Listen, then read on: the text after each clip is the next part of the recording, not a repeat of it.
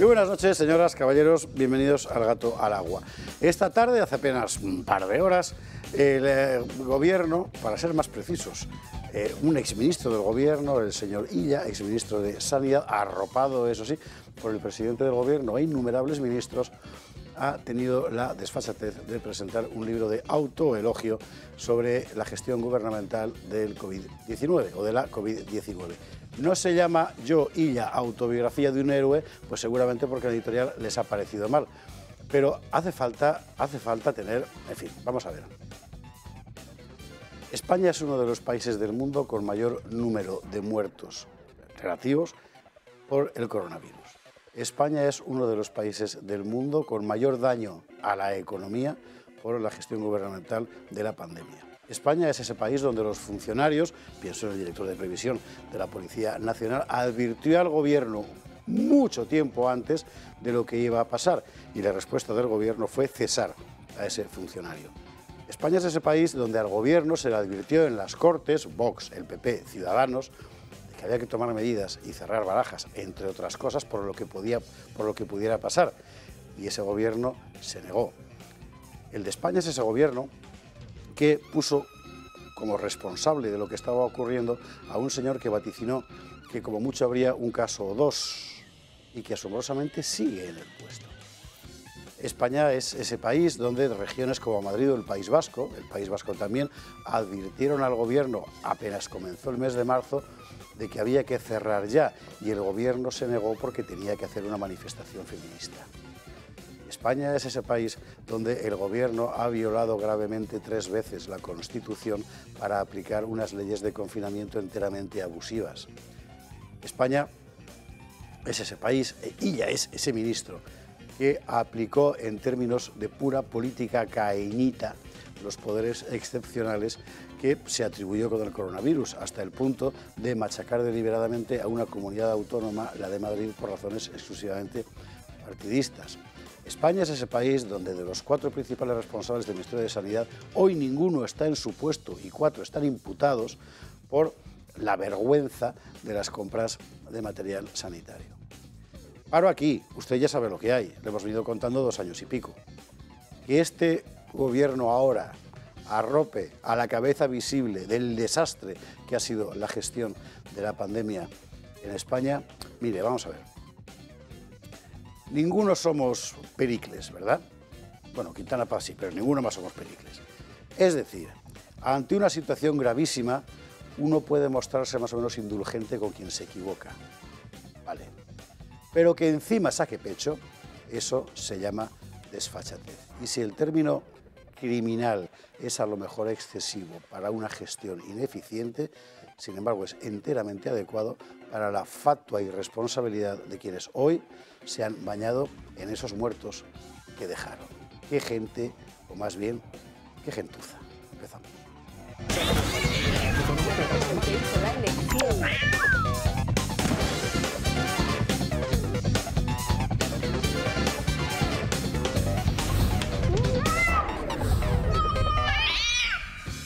En fin, 21:48, 20:48 en las Islas Canarias. Hoy han pasado muchísimas más cosas, aunque en realidad todo lo que viene pasando es siempre lo mismo. Lo vemos, titulares.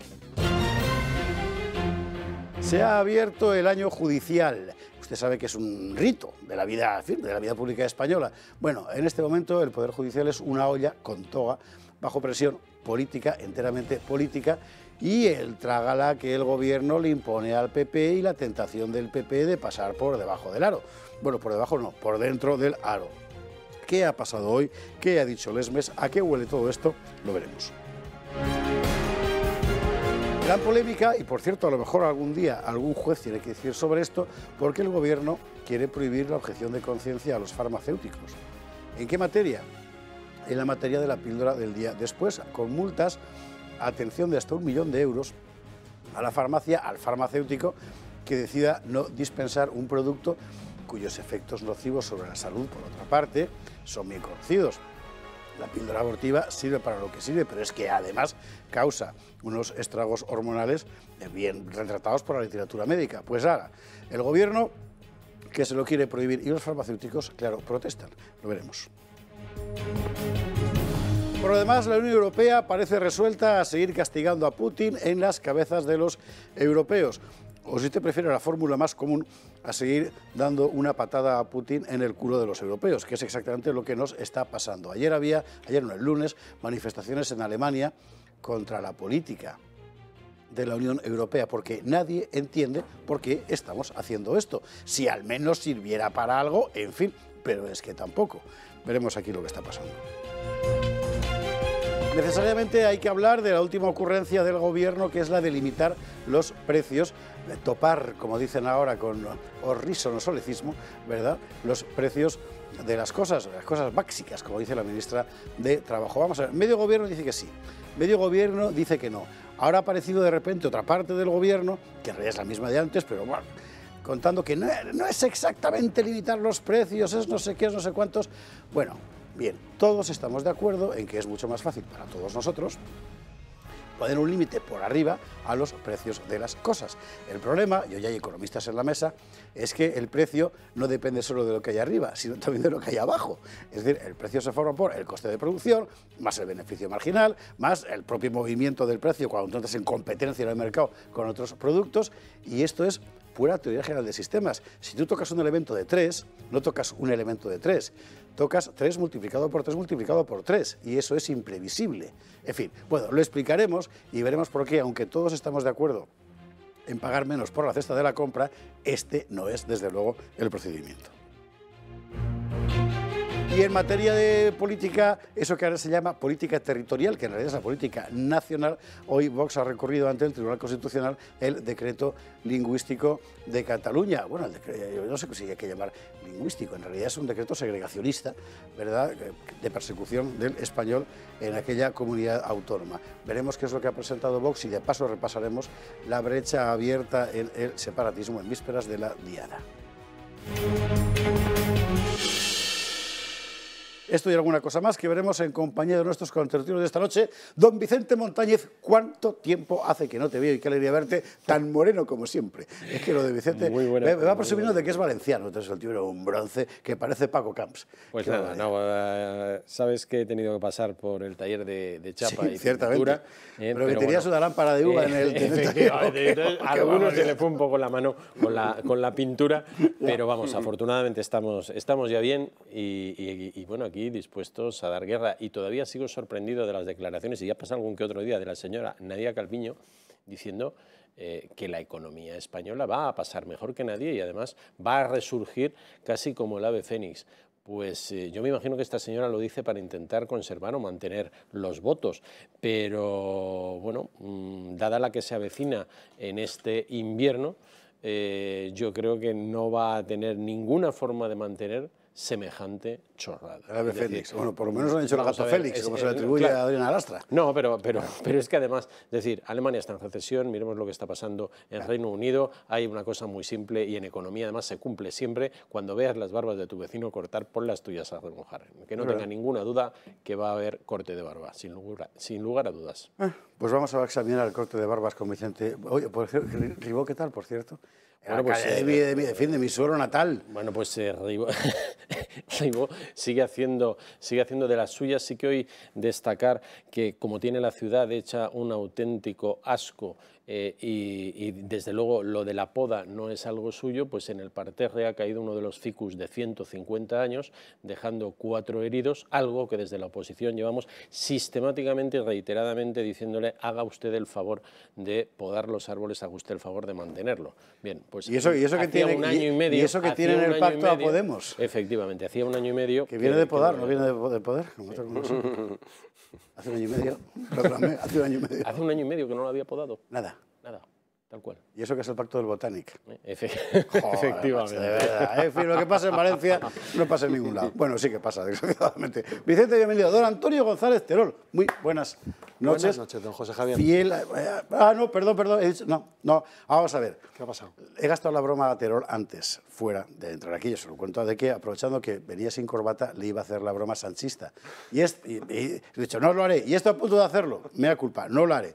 Hala, ya está. ¿Qué tal? ¿Que el verano bien? Porque el próximo día vengo con corbata. Venga, Hoy se me ha olvidado. Pero mañana voy al Congreso con corbata, ¿eh? Eso tenlo por seguro. Pongan mañana? como pongan la temperatura, porque estas son esas estupideces que se encarga de dictarnos el gran dictador que tenemos en el Palacio de la Moncloa todos los días y que luego se sube un helicóptero que emite bastante más gas de efecto invernadero del que ahorra con el consumo energético que presupone con el no uso de la corbata. Bueno, estupideces al margen, creo que hemos visto unos días, sobre todo ayer, una actitud lamentable del presidente del Gobierno, un presidente del Gobierno ya muy nervioso, en el tiempo de descuento, que parece más el líder de la oposición que el presidente del Gobierno y que además no aporta soluciones reales y cuando las aporta, copiando el modelo que le presenta el Partido Popular, encima nos escupe en la cara y nos dice que nunca pactará con ninguno de nosotros absolutamente nada. Pues oiga, pues si no nos quiere aceptar nada, directamente niéguese a aceptarlo, pero bajar el IVA del gas o de la gasolina porque se lo pedimos nosotros y no aceptar que es una propuesta de la oposición, o el querer ayudar a aquellas empresas que utilicen la cogeneración con gas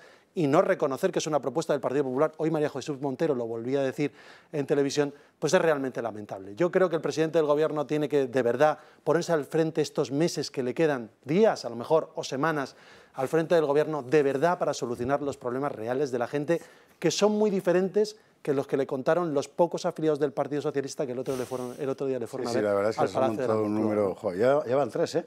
Es decir, el show de Truman de la Moncloa. Y veremos el pleno el 15. El pleno del Senado de ayer, lo de hoy del libro del coronavirus de Illa. Es todo tremendo. No, bueno, van así. En fin, Antonio Terol, bienvenido como siempre. Don Miguel Ángel Quintana Paz, ¿qué tal? Muy bien, encantado de estar de nuevo aquí. Te advierto que vengo con muchas ganas de hablar por lo de las vacaciones. Entonces llevo ya 2 programas y me he notado yo mismo que me excedo, o sea que te agradeceré que me contengas. Siempre Bueno, sí, pero te has excedido porque no estaba yo. Efectivamente. Aquí para cortar, claro. Ahí estamos. Es verdad. Probablemente es un factor. ¿El verano bien? Estupendo, sí, por Salamanca, también un poco por Galicia y por Asturias. Encantado. ¿Y el curso de ISEP, imagino que...? Pues estamos a punto de empezar, a finales de septiembre, principios de octubre, como sigue la tradición académica, y con muchas ganas, Va a ser ya la 3ª promoción de nuestro programa. Sí, señor. En fin, bueno, pues todo eso lo iremos contando también aquí según vaya pasando. Y usted ya sabe que en el BISEP, cuyo director académico es Miguel Ángel Quintana Paz, y espero no haberme equivocado en el título. No, menos mal. El área de historia lo lleva un servidor, con lo cual tampoco estamos aquí haciendo... Vale la pena, ¿eh? Vale la pena. Bueno, vamos a empezar por el principio.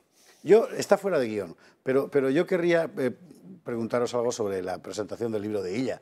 Está fuera de guión porque ha sido esta tarde, ¿verdad? Y a última hora. Y de repente han convertido esto, y creo que podemos ver las imágenes, en una especie de gran festolín donde han ido apareciendo un montón de ministros, el propio presidente del Gobierno. Ninguno ha aceptado ninguna pregunta. Es decir, nadie ha podido preguntar ni a Illa ni a los varios ministros allí presentes, por la gestión de la pandemia, 2 años después. Y eso sí ha contado el señor Illa con el respaldo absolutamente impagable de doña Ángeles Barceló, que hacía de embajadora de no sé quién, muy bien quién, ¿verdad? Bueno, sí lo sé, pero para qué vamos a entrar en detalles en esta presentación de este libro. La pregunta es muy sencilla. ¿Crees que hay motivos para estar orgulloso de la gestión de la pandemia del PSOE? Yo voy a ser muy breve. Yo uniría todo lo que has definido, que lo has definido perfectamente. Simplemente 2 cosas. Que hay que recordar que además este señor lo dejó en el peor momento para irse a unas elecciones que perdió y que fue incapaz, que era su ambición de crear un gobierno.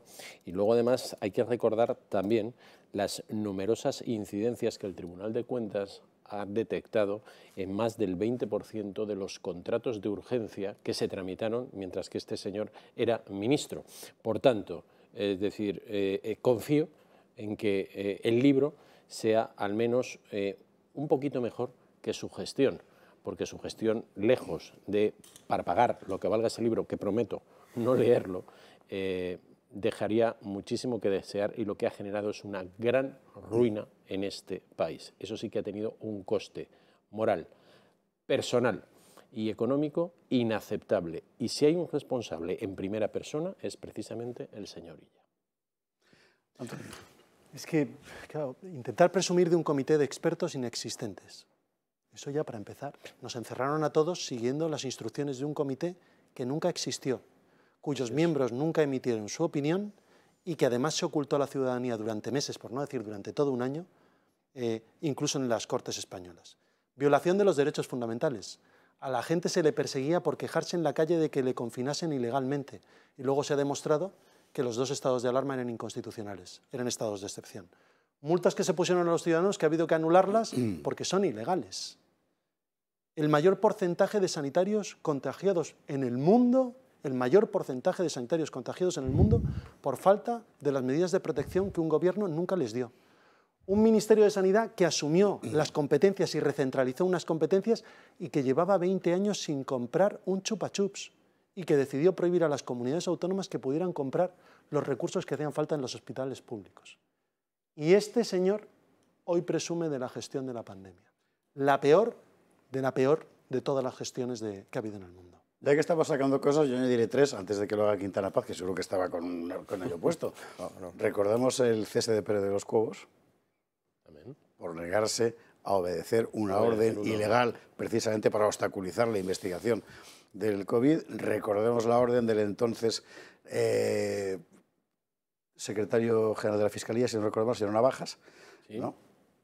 De que queda prohibido investigar la responsabilidad gubernamental en el asunto del coronavirus. Recordemos, por otra parte, aquellas inmortales declaraciones del general Santiago: viva España, viva el rey, viva el orden y la ley.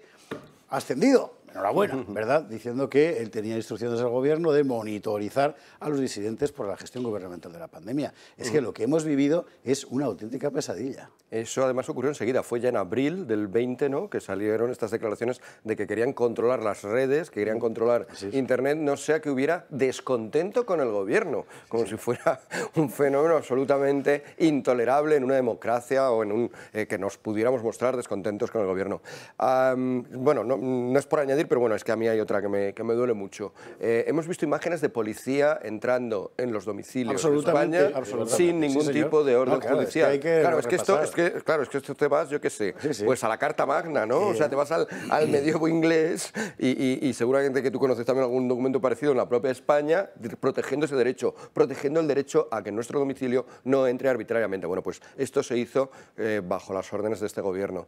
Entonces, por supuesto, también luego los tribunales, por suerte, lo han echado para atrás. O sea, que es ya... Porque también en su momento había que aguantar a unos cuantos que te decían que sí, que estaba justificado, que tal y que cual. Pues no, al final no estaba justificado y todos esos casos están condenados.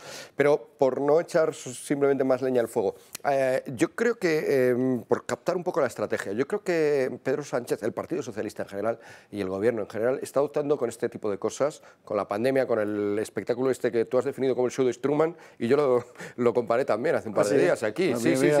Es que es muy similar, ¿no? Sí, esa ficción que nos quiere mostrar el Gobierno de un montón de ciudadanos embelesados por su gestión, luego resulta que esos ciudadanos pues son efectivamente gente que ha trabajado en Moncloa, afiliados del Partido Socialista, etcétera. Ese mundo en el que nos están metiendo desde hace tiempo, ahora se está intensificando, pero es desde hace tiempo. Ese mundo en el que nos está metiendo el Gobierno, a mí me recuerda mucho a un cuentito de Edgar Allan Poe, La carta robada, ¿no? Es un cuento que siempre me ha encantado, por lo sencillo, pero a la vez con lo significativo que es. En La carta robada resulta que hay una carta súper importante por asuntos de Estado para la reina de Inglaterra y el que la tiene chantajea a la reina de Inglaterra con que esa carta la va a revelar.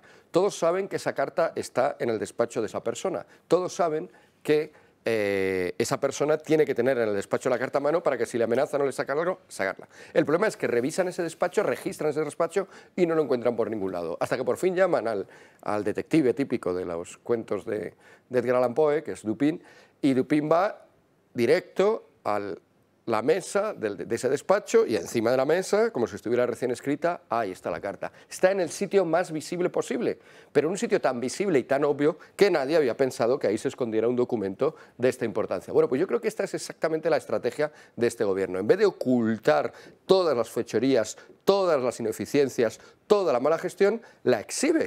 Y la exhibe, hace blasona de ella, ¿no? Este libro es un buen ejemplo, ¿no? Un señor que fue ministro después de una gestión desastrosa, pues escribe un libro para mostrarla y con ello esperan de alguna manera que nos achantemos, que nos acobardemos o simplemente que quedemos absolutamente sorprendidos y digamos, bueno, pues no estará tan mal si ellos fardan de ella, ¿no?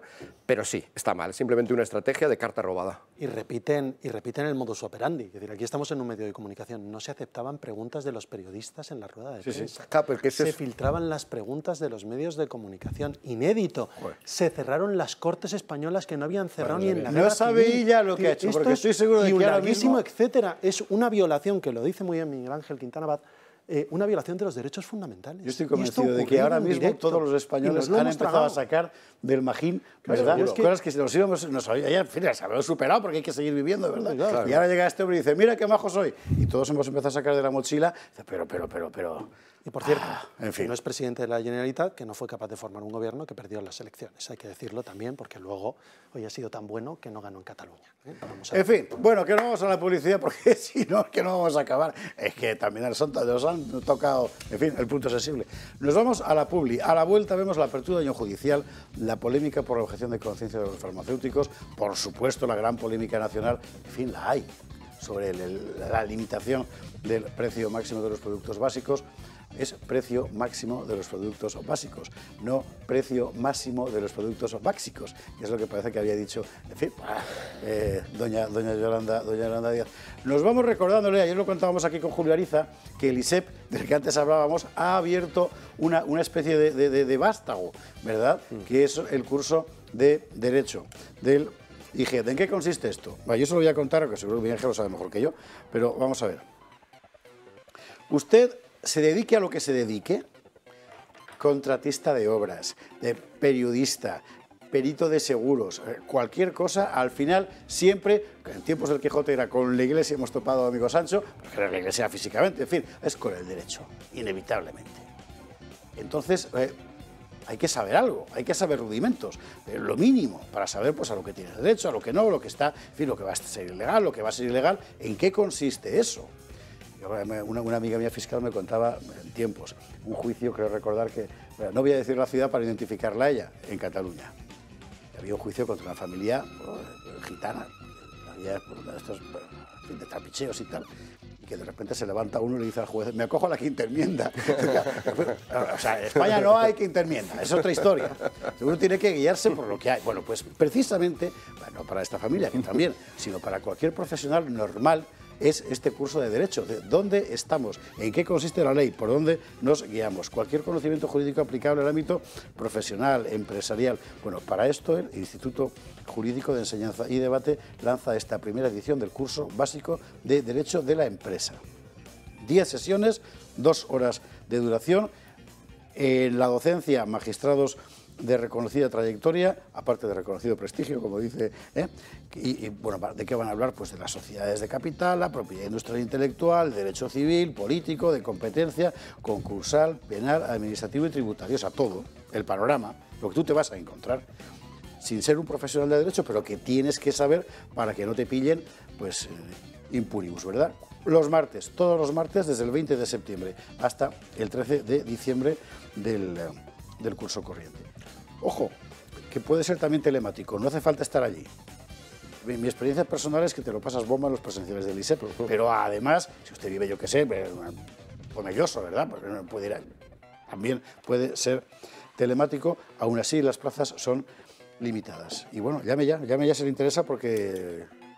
Sí, ¿puedo añadir por favor, un poquito? Sí, bueno, es un curso además que en buena parte algunos, como han destacado nuestros enemigos, la mejor publicidad, nadie te elogia tanto como tus enemigos. Y la prensa hostil, por algún motivo, a nosotros, en este caso el diario.es, ha destacado mucho que algunos de los ponentes son de muy alta categoría. Algunos de ellos son jueces, ¿no? Les parece fatal, ¿no?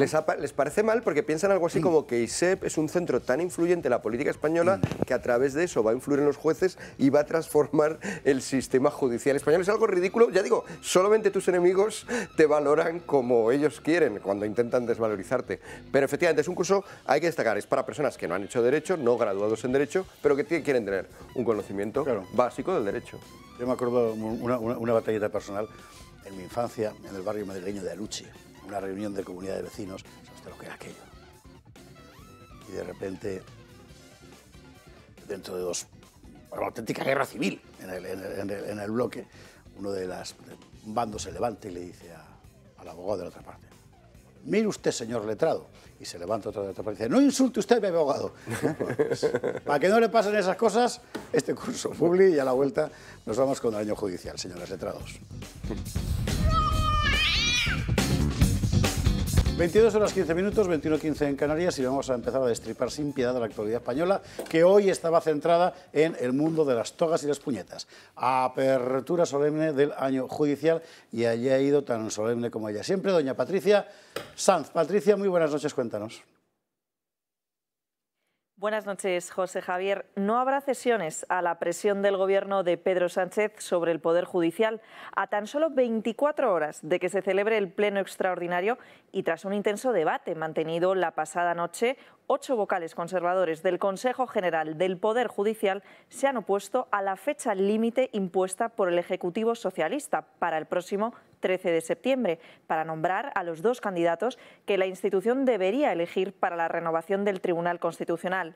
A dicha circunstancia se suma el intenso debate también mantenido ayer en la Cámara Alta entre el presidente del Gobierno y el líder del principal partido de la oposición, Alberto Núñez Feijóo, en el que se puso de manifiesto su incapacidad para desbloquear el alto tribunal. Así las cosas, han acudido los principales representantes del Poder Judicial este miércoles a la solemne apertura del año judicial presidida por el rey Felipe VI en la sede del Tribunal Supremo. El presidente del Alto Tribunal, Carlos Lesmes, ha enviado un ultimátum a Sánchez para que renueve el Consejo y ha lanzado una advertencia. Solicito pública y solemnemente al presidente del Gobierno de España y al jefe de la oposición, máximos responsables de los partidos políticos con mayor representación parlamentaria, que se reúnan con urgencia. De no ser atendido este llamamiento que hoy hago, será preciso reflexionar sobre la adopción de otro tipo de decisiones que ni queremos ni nos gustan. El propio rey ha solicitado a Sánchez y a Feijóo que se reúnan con urgencia. Se inicia así otro curso judicial acumulando más de 1.300 días desde que en diciembre de 2018 concluyeran los mandatos de sus 20 vocales. Muchísimas gracias, Patricia, que ha sido capaz de explicar este perpetuo día de la marmota en el que vivimos en materia judicial. Básicamente consiste en lo siguiente. Lesmes insta al Gobierno a mover la cuestión de la renovación. El Gobierno rápidamente proyecta sobre el PP la responsabilidad de que no haya renovación. El PP dice que, bueno, él sí, pero si el otro se aviene, no se aviene, luego la cosa vuelve a Lesmes y se llevamos yo no sé cuánto tiempo. Eso sí, lo que percibe la mayor parte de la sociedad española, porque los medios de comunicación del sistema a ellos se emplean, es que la culpa de todo la tiene el PP, porque está en insurrección constitucional. Son como los carlistas del 19 que se han levantado contra la monarquía masónica. Solo que en fin, ya quisiera yo, no, o sea, es que encima no es eso. Ahora voy a dar la palabra a Terol por contusiones, ¿no? Pero quiero decir, al final vosotros, por institucionalidad, os habéis metido en un trágala que no podéis aceptar. Bueno, José Javier, yo es que creo que, vamos a ver, se pueden poner muchas cosas en duda con el Partido Popular, pero yo creo que si hay una voluntad clara de diálogo en alguien es en Alberto Núñez Feijóo. Lo ha dicho, le ha tendido la mano al Gobierno en esto, en materia de energía, ha hecho propuestas, propuso un debate donde se han dedicado a insultarle, se han dedicado todo el mes de agosto desde el Gobierno, todos los ministros a insultar, un día 3, otro día 1, menos a trabajar a cualquier cosa, solo a insultar a Alberto Núñez Feijóo. Y llegamos a la cuestión de la renovación del Consejo General del Poder Judicial. Yo veo al presidente del Consejo General del Poder Judicial, el presidente del Tribunal Supremo, quejarse de que no haya habido un acuerdo entre las 2 formaciones políticas principales, pero también se podría quejar por qué se ha puesto en marcha una ley para bloquear los nombramientos de los jueces mientras que el Consejo está en funciones. Porque al punto al que llegamos ahora crítico no es porque 2 partidos no hayan llegado a un acuerdo para renovar en tiempo o no tiempo. Esto ha ocurrido varias veces a lo largo de la democracia. No durante tanto tiempo, es cierto, no durante tanto tiempo. Pero es cierto que ahora especialmente motivado. ¿Por qué? Porque lo que estamos diciendo nosotros es que queremos cumplir con las conclusiones que dice la propia Unión Europea y el propio Consejo de Europa, que dicen que hay que aumentar y homologar la independencia del Poder Judicial. Y ahí está el nudo. Y el PSOE dice pues, sí, cuando perfecto, se renueve. Perfecto. Y entonces, nosotros hacemos la siguiente propuesta. Decimos, muy bien, venga, vamos a renovar, que es lo que ha dicho el Partido Popular, previa a renovar, derogamos la ley que suspende los nombramientos, porque la renovación también tiene un tiempo. y no podemos estar 5 meses cumpliendo los plazos constitucionales de votación en Senado y en Congreso, también perdemos una serie de meses. Oiga, derogue usted la norma, que lo puedo hacer hoy. Renovemos con el espíritu de la ley nueva que ha propuesto el Partido Popular, que es independencia en los miembros que se seleccionen como vocales del Consejo General del Poder Judicial, es decir, personalidades del mundo jurídico de reconocido prestigio o jueces de reconocido prestigio y no vinculados a los partidos políticos. Y otra renovación clara, que no tengamos que volver a vivir que el fiscal general del Estado sea un exministro o un político que se ha presentado a unas elecciones apenas hace unos meses, porque esto ha ocurrido.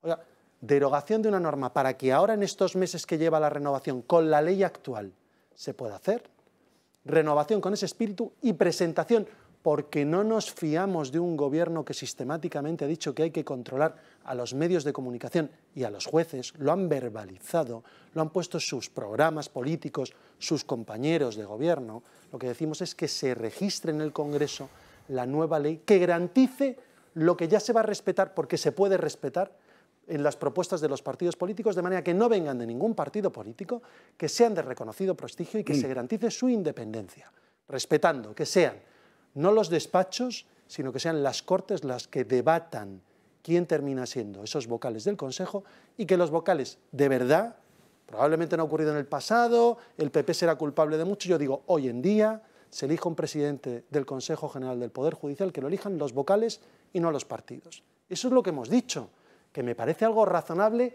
cumpliendo los tiempos y haciendo caso a lo que dice el presidente del Consejo General del Poder Judicial, que algunos medios de comunicación, yo no sé por qué, se han puesto a atacarle diciendo que todo esto lo hace porque quiere ser no sé qué en el Tribunal Constitucional. Pues no, yo creo que él se queja de un bloqueo real, de un colapso que es real en la justicia española, bueno, pero una cosa no quita la otra. Bueno, perfecto, pero José Javier, yo quiero creer que creo que es un juez de reconocido prestigio y por tanto no voy a poner en duda su honorabilidad, como ya están haciendo algunos medios de comunicación para intentar presionarle más. Yo lo que digo es que Alberto Núñez Feijóo ha puesto sobre la mesa un proyecto que es renovemos con la norma, pero con el espíritu de la norma nueva y deroguemos la ley que impide que hoy se puedan nombrar jueces, porque eso lo ha hecho este gobierno y lo puede derogar mañana. Oigan, no es tan difícil. Yo creo que voluntad de acuerdo, si la hay en el gobierno, para sentarse existe por parte del Partido Popular. Mira. Sí, yo creo que aquí el problema es que estas cosas que has dicho, por ejemplo, ¿no? Antonio, ¿no? Independencia, profesionalidad de los jueces, reconocido prestigio, son todo términos que cualquiera de nosotros entendemos y que se entienden en cualquier profesión, pero que por desgracia la izquierda no entiende porque no acepta en todo aquello que tenga que ver con la política. Probablemente también tiene problemas con la competencia, etcétera, de otro tipo, pero en la política específicamente no. Es decir, lo que quiero decir es que tenemos a los medios de izquierda, pero tenemos también a los políticos de izquierda y tenemos a mucha mentalidad de izquierda, mucho intelectual de izquierdas también, convencido y propagando la idea de que no es posible ser independiente, de que tú estás politizado porque sí. Entonces, una vez que ya estás politizado porque sí, o puedes ser politizado de los suyos, o puede ser politizado en contra de los suyos. Y por eso no aceptan ninguna de estas cosas que suenan tan razonables. Si hay que elegir a unos jueces según el criterio de profesionalidad, según esta mentalidad de izquierdas, lo van a elegir los jueces profesionales. Y como entre ellos la mayoría, esta es también una convicción que la izquierda lleva años insuflando en las mentes de la gente, como la mayoría son conservadores, lo ha dicho el presidente del Tribunal Constitucional también, hay que decir, seguramente en unas declaraciones que no eran las más apropiadas para facilitar el momento judicial actual. Él probablemente estaba pensando en una declaración sociológica, pero claro, la izquierda no se lo ha tomado como sociológica, se lo ha tomado como confirmación. Hasta el presidente del Constitucional reafirma que los jueces son mayoritariamente conservadores. Sí, pero, por lo tanto, ¿dónde está la trampa? Es decir, vamos a ver. A mí me parece que cualquier juez tiene todo el derecho del mundo, faltaría más, e incluso la obligación de tener una visión de las cosas, una cosmovisión, incluso una ideología, si usted quiere. Es que eso no tiene por qué orientar una decisión judicial, pero la izquierda piensa que sí. Porque piensa el ladrón que todos son de su condición. Bueno, seguramente es decir, porque en su visión de las cosas, claro, si tú fueras juez, te orientarías por tu manera, por tu ideología, no por la profesionalidad, no por el prestigio, no por la competencia. O sea, la idea de que puedes ser juez y dictaminar a favor de alguien que te cae mal, o que no piensas como él. Esa es la esencia del juez, ¿no? De la justicia. La justicia no es dar la razón a los tuyos. Eso es seguidismo, es, pues eso, la mafia. No. El pensar que puedes dar la razón a alguien que piensa completamente distinto o algo que va a favorecer que el país se oriente en una dirección que no es la que a ti te gusta, pero que piensas que es la justa, piensas que es la legal, piensas que es la conforme a derecho, esa idea no les entra. Sí, yo sobre este tema realmente yo creo que se ha pronunciado nuestro presidente de una forma muy clara y ha hecho una petición expresa al señor Feijóo, y la petición que le ha hecho es que no dé balones de oxígeno al gobierno Sánchez, que no dé balones de oxígeno a un gobierno que sistemáticamente está politizando y haciendo un uso partidista absolutamente de todo, y también de la judicatura.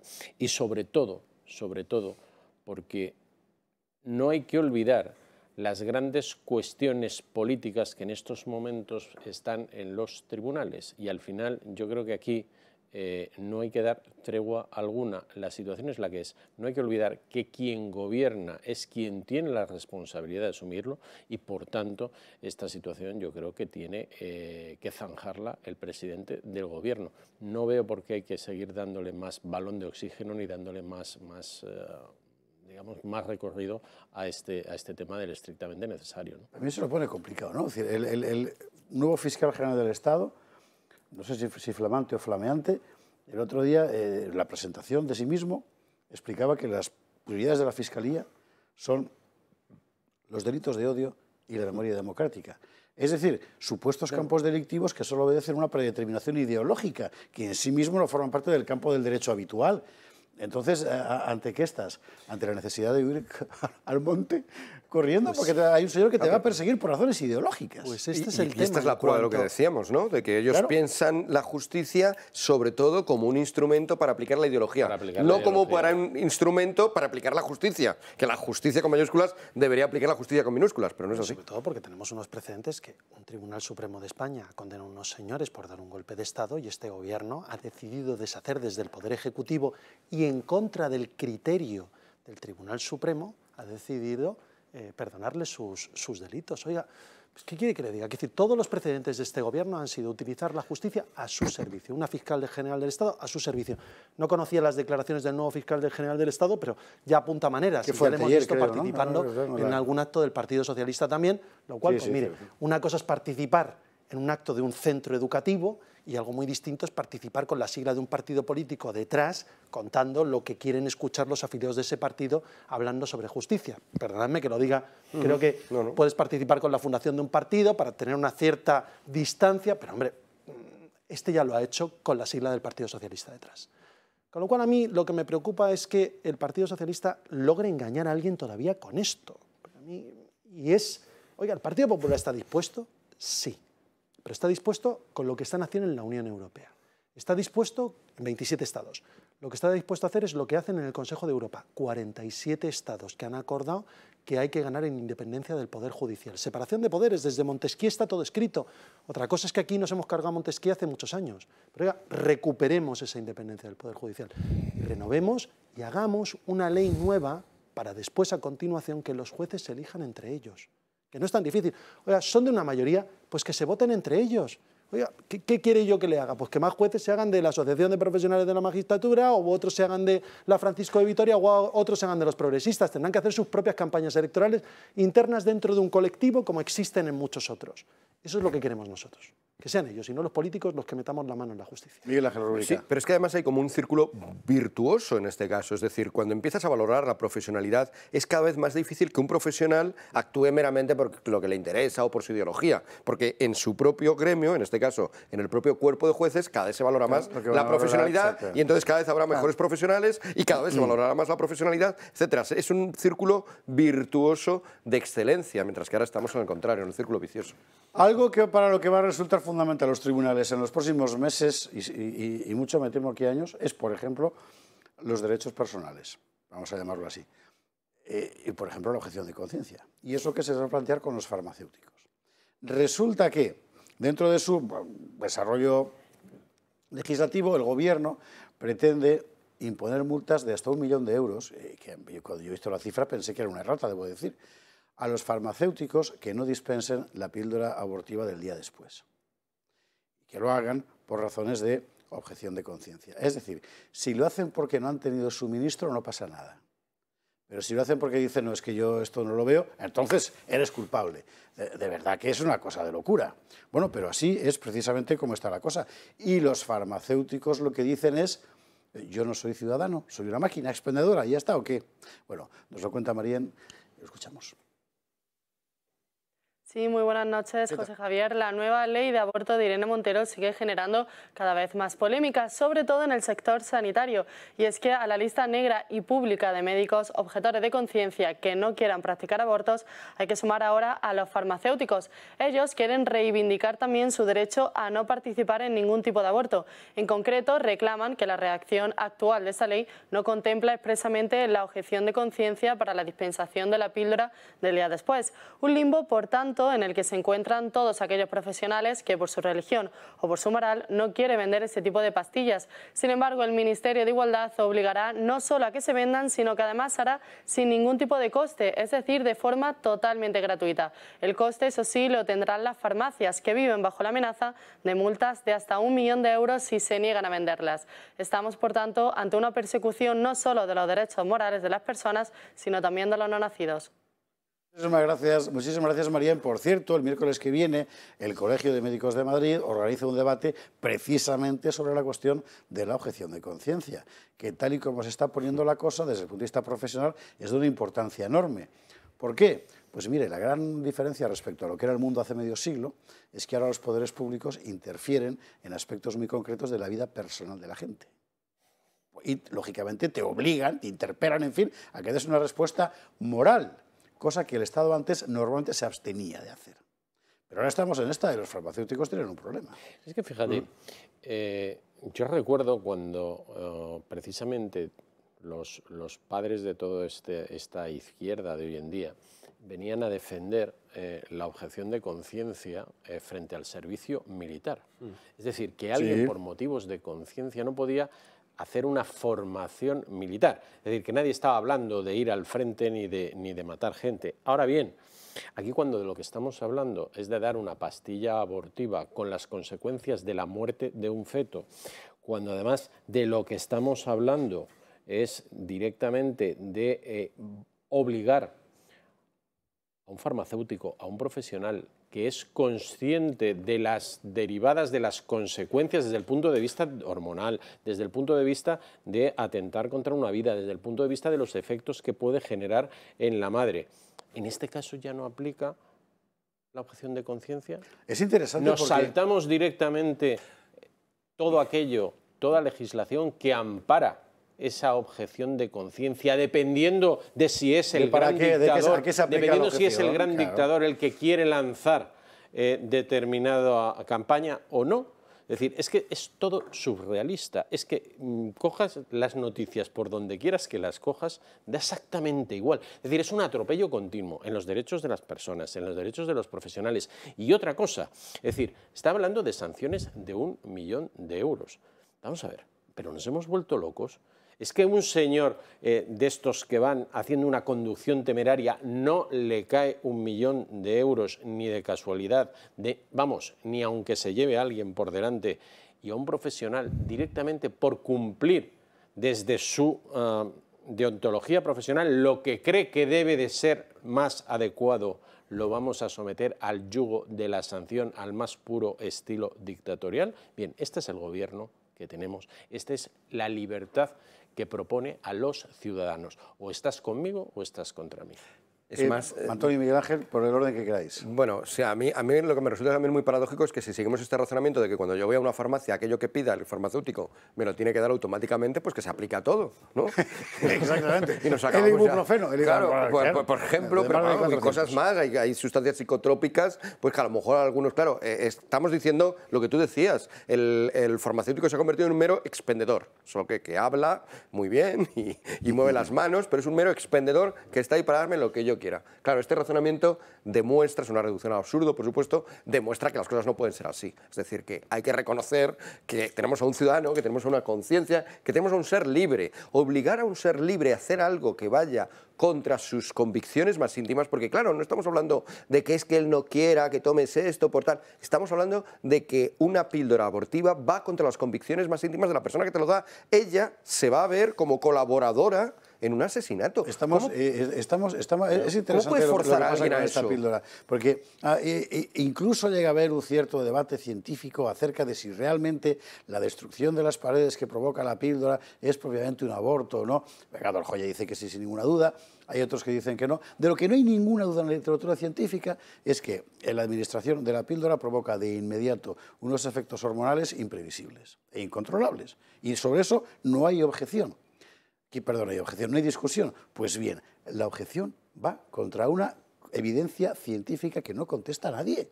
Sí, que claro. es impresionante. Pero tiene efectos mucho peores que otras cosas que, sin embargo, sí que puedes... Sí. Y luego sobre la cuestión también que decías del servicio militar. Creo que ese es uno de los... Porque tampoco tenemos por qué alabar la Constitución de cabo a rabo. Yo creo que ese es uno de los defectos de la Constitución española. Justo porque surge en un momento en el que el debate estaba en torno a la objeción de conciencia en el servicio militar, un asunto que hoy en día no es que esté de actualidad, porque ya no hay servicio militar obligatorio. No hay ni servicio militar ni conciencia. Ni servicio tampoco, o sea, ni la noción de servicio. No, pero dado que se redacta en aquel momento, se prevé la objeción de conciencia en la Constitución a cuento del servicio militar. O sea, no hay una declaración explícita de que existe una cosa muy importante que se llama conciencia. Que se llama conciencia. Y que es la autonomía moral del individuo. Nada menos, y que es la que fundamenta la democracia, porque si no somos seres autónomos y libres, ¿qué sentido tiene reconocernos el derecho a gobernarnos? Que nos gobierne un señor más sabio o que nos gobierne una ruleta, que a lo mejor salen resultados mejores. La idea básica de la democracia es esa, que tenemos que nuestra libertad importa muchísimo y de ahí empezamos a derivar cosas. Si esto solo se aplica a un servicio militar, que ya no es servicio, que ya no es militar y que tampoco es obligatorio, pues obviamente tenemos una deficiencia ahí en la Constitución. Yo sé, Antonio, que en este asunto tanto el PP como Vox, los dos partidos, Ciudadanos no, ellos se han apartado, ellos están en otro mundo, están defendiendo el derecho a la objeción de conciencia de los profesionales sanitarios en todos los órdenes, así sea el aborto como los farmacéuticos, etcétera.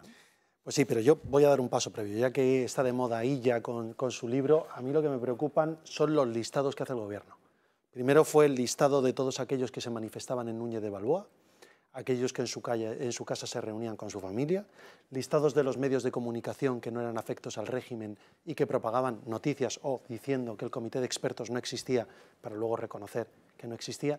Y ahora tenemos listado de objetores de conciencia, de los médicos objetores de conciencia y listados de los farmacéuticos objetores de dar la píldora del día después. Y voy a darle la vuelta. Si yo fuera una persona que quisiera abortar, lo que querría conocer es la lista de aquellos que me van a dar la píldora o que me van a dar el servicio. No entiendo el listado de los objetores de conciencia más que para que puedan ser represaliados o conocidos o vapuleados por algunos a los que se les filtrará quiénes son esos objetores de conciencia. Con lo cual yo la mala voluntad y la mala fe con la que se está haciendo este listado, desde luego no es para ayudar a los ciudadanos a los que se pretende dar un servicio público, con el que yo no estoy de acuerdo. Vaya por delante. No estoy de acuerdo. Y creo que tengo mi derecho constitucional a poder decirlo, como lo tienen los farmacéuticos y los médicos de defender su postura. La pregunta es, ¿por qué el Gobierno insiste en listar a los que no van a hacerlo, en lugar de aportar la información a los ciudadanos de quienes sí se lo van a hacer? Bueno, pues a mí me parece obvio el motivo, ¿no? Son medidas progresivas de presión. Obviamente, si mañana encarcelaran a los farmacéuticos que no dispensan esta píldora, pues se levantarían en contra mucha gente. Vamos poquito a poco. Lo primero, vamos a hacer el listado para que te acongoje. Tú vas acojonando. Luego ya esa lista a lo mejor será pública. Pero, Miguel Ángel, nos acostumbramos a que nos enlisten. No, claro. Hay que parar. Es la teoría de la rana en la olla. Que es la lista de Schindler ideológica de este gobierno y vamos a ver quién se salva y quién no se salva. Es que esto es tremendo. Sí, porque además ya sabemos quién se va a salvar. Están todos en la Sexta y por ahí, en fin. Bueno, pues ya el miércoles que viene debate en el Colegio Oficial de Médicos de Madrid sobre este asunto. Vamos a tratar de hablar con ellos, que nos lo han comunicado hoy, y que vengan aquí para contarnos. El tema es absolutamente clave, porque evidentemente no concierne solo a médicos. Cuanto más penetra la legislación en el ámbito de la autonomía moral del individuo, más te obliga a tomar decisiones que en otras circunstancias ni se te habrían pasado por la cabeza. Y esto no es solo para profesionales sanitarios, esto puede afectar, en fin, a cualesquiera otros. Vamos a hacer una pausa porque tenemos que entrar ya en la cuestión económica. Recuerde usted que hoy tenemos el mogollón de la energía y lo que está pasando en la Unión Europea, que sigue empeñada en... Vamos a ver, el otro día lo decía un analista francés, cuyo nombre no lo recuerdo, pero lo decía muy bien. Las sanciones a Rusia se han convertido en sanciones a los clientes de Rusia. ¿Quiénes eran los clientes de Rusia? Nosotros. ¡Qué talento! Claro. Bueno, lo vamos a ver de inmediato después de la publicidad.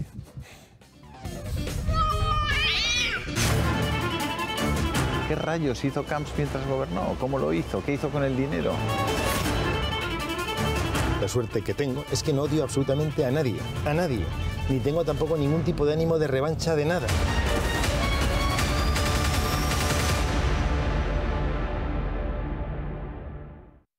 Este domingo aquí, Julio Ariza con Paco Camps, el hombre del que todo el mundo piensa que es un corrupto formidable, porque durante años han estado Camps corrupto, y ni una sola condena de nada. Pero da igual, al final los medios de comunicación, los que usted sabe, han creado su monstruo. 100 y pico portadas del País con Camps, es impresionante, para una persona que luego no fue condenada por ningún delito, mientras que todos estos asuntos que estamos contando, que sí que han sido... Sí. En fin. Vámonos con la cuestión de la energía, que como usted sabe, evidentemente es en este momento la madre del cordero.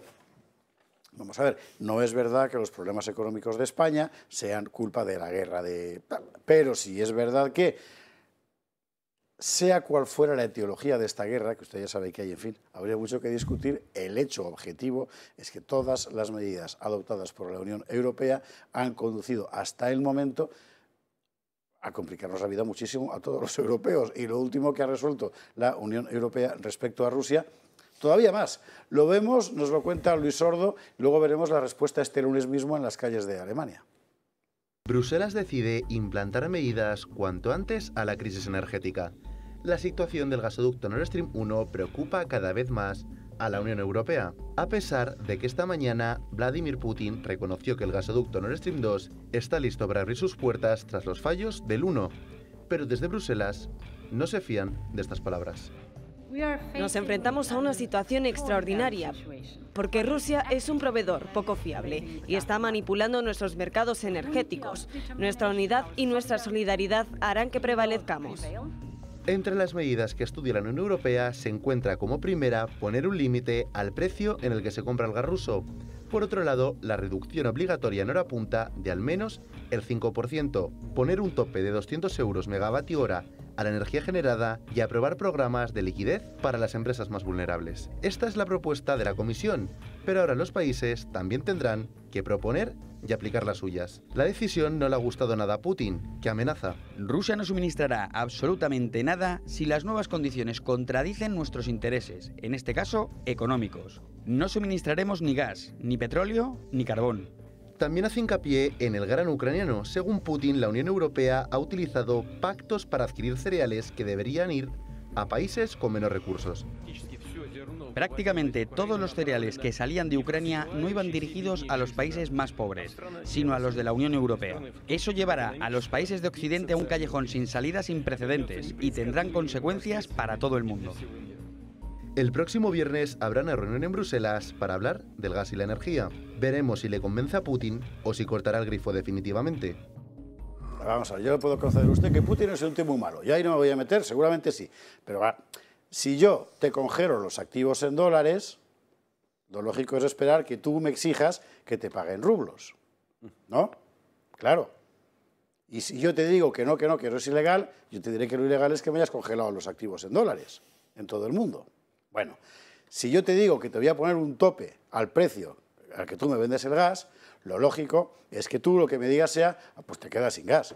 Y dices, Putin amenaza. No, leche, le acabas de bajar el precio. Claro, me da la impresión de que en Europa cada vez hay más gente que simplemente está viendo lo que pasa. Dice, ¿por qué demonios nos han metido en este jardín? En Alemania, por ejemplo, el otro día, Sajonia, lo vemos.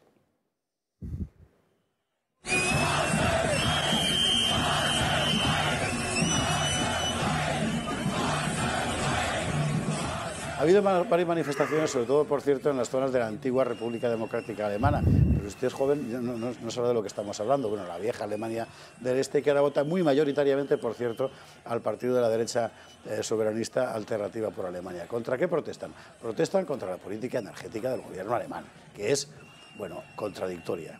Y en tanto que contradictoria, incomprensible. Y resulta que quienes sufren las consecuencias son pues todos y cada uno de esos señores que están ahí, que jamás han tenido la menor intención de matar a ningún ucraniano, ni a ningún ruso, ni a nadie, de nadie, y que se encuentran con que les están arruinando la vida por razones que no entienden. Y que Vicente Montañez, además, va a ser incapaz de explicarme también. Vicente Montañez. Las razones no lo sé, pero lo que subyace detrás de esto es ese sentimiento que yo creo que se ha instaurado, desgraciadamente, en Europa, de que podemos controlar y gestionar desde esta unión nuestra absolutamente todo lo que pasa. Yo en su día ya dije que ni esta guerra pintaba que fuera para 1 o 2 días, es verdad. Y además que era bastante obvio que estas cosas iban a suceder. Y estas cosas iban a suceder, entre otras cosas, y era más que previsible, porque Rusia tiene su gas vendido. Y lo he explicado perfectamente. Es decir, si tú a mí me pones pegas para que yo pueda seguir con el libre comercio, para condicionar una decisión que yo he tomado, y no estoy con ello justificando o no justificando la decisión, simplemente estoy intentando ponerme en la situación de alguien. Bueno, pues, pero es que además dice, no, es que le voy a topar el precio del gas, esta frase que últimamente se ha puesto tan de moda. Bueno, pues esto es muy fácil. Mira, yo por esta copa te quiero cobrar 10 euros. Y si me dices que te voy a pagar 3 y nada más que 3, igual yo decido, que es lo que está pasando, venderle esta copa a alguien. Que igual me va a pagar no los 10 que yo le pido, 7. Y estoy pensando en todo lo que tiene al otro lado que no es Europa. Claro. Concretamente en China, en India, etcétera, etcétera. Y esto va a pasar, de momento, con el gas. A partir de ahí, es que además, si miramos esto en el largo plazo, lo que él está haciendo es rentabilizar sus activos a largo plazo. Es decir, en el momento en el que él, que tiene gas natural, corta el suministro, Europa lo que va a empezar es a comprar, y lo vamos a ver este invierno, embarcaciones de gas licuado en alta mar. Van a haber tortas por comprar los barcos en alta mar. Si no lo sabéis, es una práctica, aunque no es muy ética, pero bastante habitual, que cuando sale de Argelia un cargamento de licuado en una embarcación, alguien en alta mar puede decirle, oye, a mí eso me interesa y te pago tanto. Cuando no tengan gas, vamos a ver una puja. ¿Eso qué va a hacer? Un efecto rebote automáticamente en el precio del gas todavía más alto. Y aquel solamente tiene que abrir o cerrar la válvula. A mí me gustaría mucho acompañar un día a Ursula von der Leyen a la frutería, ¿no? Y que ella dijera, quiero ese plátano a €0,5. El frutero, pero si están a 2,50. No, pero yo lo quiero a €0,5 y me lo voy a llevar. Y luego acompañarla a una tienda de abrigos de piel, no sé si esto es muy progresista, pero y quiero ese abrigo por 50 euros. Pero señora, si se vende a 1.200, ya, pero yo lo quiero por 50 y me lo llevo, y si no, el malo eres tú. Esto es básicamente lo que nos ha dicho que va a hacer Ursula von der Leyen con el gas ruso. Claro, es una manera de entender las cosas muy extraña y que solo se explica si ponemos un poco el contexto y recabamos sobre todo el dato de que ella es alemana y estamos viendo las manifestaciones en Alemania. Alemania ha tenido una política energética, Europa en general, pero Alemania en especial, bastante catastrófica. Y frente a eso, cuando se lo dijo Donald Trump, en unas imágenes que corren por ahí ahora y que están muy de actualidad, y les dijo, oiga, señores, están ustedes dependiendo exclusivamente del gas ruso. Y con esta política ecologista de cerrar centrales nucleares, de cerrar centrales térmicas, pues esa dependencia del gas ruso cada vez va a ser mayor. Y no es buena idea. Y salen ahí los representantes alemanes que están escuchando a Trump, se ríen de él, como diciendo, este hombre siempre con sus cosas raras. Bueno, pues esas cosas no eran tan raras, es de pura lógica. Es de pura lógica que si tenemos una política energética como ha sido necia en los últimos... Y sigue siendo, porque seguimos cerrando, bueno, no solo cerrando, sino dinamitando centrales térmicas. En España, en España. O sea, estoy hablando de Alemania porque ha sido esa dependencia. Nosotros, como no estábamos de Rusia, pues no dependíamos tanto del gas ruso, pero nuestra política energética no es que haya sido mejor. Si nuestras élites europeas han tenido una política energética nefasta y ahora empezamos a sufrir las consecuencias, que la solución de von der Leyen sea, no, yo es que cuando voy a la frutería me tienen que poner las naranjas al precio que yo digo y cuando voy a comprar gas me tiene que poner Putin el precio que yo digo, pues claro, es ridículo. Bueno, es evidente que la respuesta de Putin será previsible o imprevisible, previsiblemente mala, puesto que estamos en plena guerra con él. Y si estuviéramos en guerra también sería previsible, Antonio, es que hay cosas que son de sentido común. En cualquier caso. Claro, si yo voy a Montañez le pego un pisotón en el Juanete, pues lógicamente Montañez me increpará y con razón. Ya, pero fíjate, yo esto lo puedo entender en un conflicto mucho más general, OTAN. Lo que no termino de entender es por qué España se pelea con Argelia. ¿Y por qué el suministro desde Argelia, las importaciones de enero a agosto han caído un 42%? Y sin embargo le compramos un 14,5% más de gas a Rusia. Y Estados Unidos también, ¿eh? No, por supuesto, pero ojo, que el que dice que no dependemos del gas ruso, España ha pasado en todo el porcentaje de gas que consumimos, del 5,7 que consumíamos de gas ruso en febrero, al 14,5 que hemos consumido a final de agosto. Esto es... Sánchez dijo ayer en el Senado, otra mentira más, que dependíamos menos del gas ruso.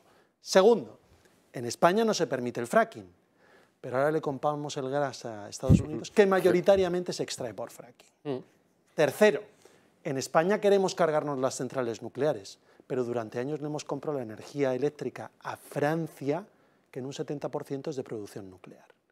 Con lo cual, yo creo que aquí tenemos un problema ya no con Ursula von der Leyen, es que vamos a traerlo a nuestro territorio. Es que hay un señor que se llama Sánchez, que mientras que en Alemania reactivan las centrales convencionales de carbón, aquí en España ya vamos por la tercera que se ha derribado. Porque ya no es parar, es derribar para que la tecnología no se pueda volver a poner en marcha. Y entonces en un momento de pico de consumo, la respuesta es o le compro el gas a Estados Unidos o incremento las importaciones desde Rusia, porque además tengo la falta de habilidad en política exterior como para pelearme encima con el mayor suministrador de España de gas, que es Argelia, con el tema del Sáhara. Todavía no sabemos, permitidme que lo repita una y otra vez, pero yo creo que las cosas hay que repetirlas, todavía seguimos sin saber que le robaron del móvil al presidente del Gobierno, a la ministra de Defensa, al ministro del Interior y al ministro de Agricultura y ex embajador de España en Marruecos. Querríamos saberlo, por si eso ha condicionado las decisiones en política exterior que están limitando nuestra capacidad de consumo energético y que, por tanto, ya sabéis que en economía hay dos curvas que van parejas, la de consumo energético y la de crecimiento económico. Con lo cual, cuando aquí ven que hay una reducción del consumo energético, necesariamente habrá un decrecimiento de la economía. Entonces, todo esto vendrá a crear, por desgracia, un círculo bastante nocivo en nuestro tejido productivo. Cosa, la del decrecimiento, que no mirarán con malos ojos, al contrario, con muy buenos ojos, parte del Gobierno. Recordemos que la teoría del decrecimiento, con D, decrecimiento económico, es parte de sectores, bueno, algunos intelectuales bastante señeros, pero obviamente también algunos de los políticos de Unidas Podemos. Hay personas convencidas, para empezar eso, todo el sector más ecologista, de que nuestra economía, de que el poder del ser humano en la Tierra ha ido demasiado lejos y que la única solución para que el mundo siga siendo un lugar paradisíaco es decrecer, y es teoría del decrecimiento. Esa es la TUS, por ejemplo. Sí, entonces toda esta gente se alegrará de que haya decrecimiento. Entonces saben que no pueden venderlo tal cual porque, claro, desde tus cátedras, con tu sueldo asegurado, con tu calefaccioncita asegurada, con tu coche que ya te has comprado, o bueno, tu bicicleta porque vives al lado del trabajo y total, hasta haces ejercicio de 10 minutos, pues claro, ahí es muy fácil hablar de decrecimiento. Saben que hablar de decrecimiento a potenciales masas de votantes es mucho más difícil. Pero que eso está ahí, que esa mentalidad está ahí, es seguro. Sin duda alguna. Y yo creo que lo que nosotros necesitamos, y de verdad, no se produjo ayer en el Senado, porque Sánchez se dedicó a insultar a Alberto Núñez Feijóo. Pero yo creo que aquí en España tenemos que hablar de cuál va a ser nuestro mix energético en los próximos 30 años. Y hay que tomar una decisión. Hubo un señor que era Felipe González, que hizo la moratoria nuclear, paró 3 centrales nucleares en construcción. España necesita una energía de base estable y limpia, que es la nuclear. Por tanto, hay que alargar la vida de las existentes y hay tecnologías de minicentrales que ya hay países que están poniendo en marcha. Yo iría un paso más allá. Es decir, esto, que puedo coincidir contigo en bastantes de los puntos que has dicho, tiene que ir necesariamente un paso más allá. Es decir, esta situación la vamos a tener este año, pero es que la vamos a tener el año que viene e intuyo que lo vamos a tener durante algún tiempo. Entonces, a diferencia de lo que están haciendo otros países, como puede ser el caso de Alemania, aquí es que lo que estamos es negando la mayor. ¿Dónde están las inversiones en infraestructuras para intentar sacar el peso específico que tiene el transporte por carretera, que además es uno de los que más se está agravando esta historia? ¿Dónde está el plantear lo que tú estabas hablando, estrategias internacionales a la hora de buscar nuevos proveedores? Es decir, lo de Argelia ha sido una pifia de tamaño descomunal, pero frente a esto no se ha hecho absolutamente nada. Necesitamos asegurar un modelo energético autosuficiente, y eso en estos momentos ni está ni se le espera. Y parece ser que ahora no le preocupa en exceso, porque al gobierno esta situación ya le viene bien desde el punto de vista de los ingresos económicos. Ahora bien, ahora veremos cuando suban 2 días el precio del dinero 0,75% más, y esto conlleve, y no le doy un tiempo más allá de 3 o 4 meses, de un frenazo brutal en la economía, vamos a ver a dónde se le va la recaudación del año siguiente. Con lo cual, no tienes infraestructuras, ya no recaudas, no has renovado tus pactos. Es decir, tenemos todos los ingredientes para que la energía no llegue. Y tú lo has dicho perfectamente, si la energía no llega, lo que vamos a tener son cierres sistemáticos de empresas, porque no vamos a ser competitivos. Y ahora vamos a ir enseguida a la cuestión de los precios. Cerramos el tema. Sí, solamente una cosita, porque tú señalabas antes que a lo mejor había gente que esto de la República Democrática Alemana no se acordaba de lo que era. Bueno, pues a lo mejor hay gente que la moratoria nuclear de Felipe González, que es incluso anterior, tampoco se acuerda de lo que es, y lo voy a ilustrar para la gente más joven, aunque no tanto, posiblemente gente de 30 y tantos, que nació después pero que lo está pagando, que miren en su factura de la luz un epígrafe que todavía, por el cual todavía cada uno de nosotros está pagando esa moratoria nuclear. O sea, que no es una cosa de historia que estamos aquí sacando de los archivos, un agravio. No, no, no. Estamos a día de hoy pagando que el gobierno socialista en los 80 decidió que unas centrales nucleares que se estaban pensando construir y que ya se habían financiado, como evidentemente dijiste que no, tenías que pagar a esas empresas, y todavía cada uno de nosotros, cada mes, en nuestra factura, damos unos euros. Muy breve, pero es que podríamos hacer solamente un programa de 2 horas para explicar el concepto de la factura, y mucha gente se enteraría que el famoso bono social que se ha inventado este gobierno no lo está pagando el gobierno, es que lo estamos pagando todos absolutamente nuestra factura de la luz. Es que esa especie de elemento místico que se llama factura de la luz es que lleva todas las trampas de este gobierno habidas y por haber. Un último comentario, Antonio. No, sí, lo único es que yo recuerdo una clase completa que dedicamos en la... Yo soy ingeniero industrial, que dedicamos en la clase solo para desgranar entre los propios alumnos los conceptos de la factura de la luz. Esto también, para hablar de la transparencia de cómo es la facturación y que los españoles nos enteremos, es para nota. Pero efectivamente, cuando se habla de costes políticos de la energía, uno de ellos, la decisión de paralizar la construcción que se estaban construyendo, que ya estaban construyéndose, de 3 centrales nucleares con varios reactores cada uno de ellas, que hoy permitiría que la energía nuclear, en lugar de ser un 20% de nuestro mix energético, a lo mejor sería el 35 o el 40. Y este es el gran problema, no estaríamos dependiendo de esto. Que usted, para desempolvar archivos, que diría Quintana Paz, yo le quiero recordar que en España, en tiempos de la oprobiosa dictadura, se crea la Junta de Energía Nuclear tan pronto como en el 53, si no recuerdo mal, y se le pone al frente al general Vigón. Juan Vigón era un personaje descomunal, un tío de inteligencia infinita, y se le pone al frente de este asunto, y entonces España empieza a convertirse en una potencia industrial porque tiene de dónde sacarlo, porque si no, no. Y así España pudo llegar a finales de los 70, en fin, era una posición razonable.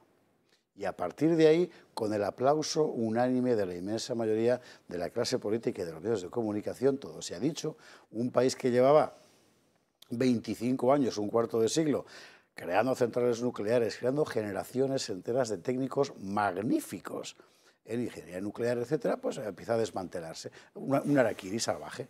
Un harakiri salvaje que normalmente, cuando los políticos lo practican, es siempre en el vientre del sufrido contribuyente. Bueno, y me da la impresión de que lo mismo va a pasar ahora con el tema del famoso tope de los precios de los productos básicos. Vamos a ver, cualquiera que haya ido al mercado, y yo esta mañana mismo, ve la locura que es, que claro que sí, claro que sí.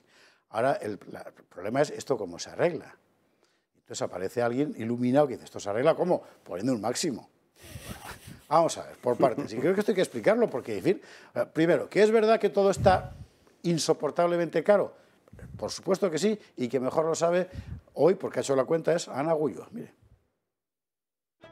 Los 50 de Sánchez, perfectamente seleccionados por el presidente del gobierno para hablar sobre los problemas reales de España, se olvidaron de algo evidente y bastante alarmante para el bolsillo de los españoles: la inflación y la subida desmesurada y constante de los precios.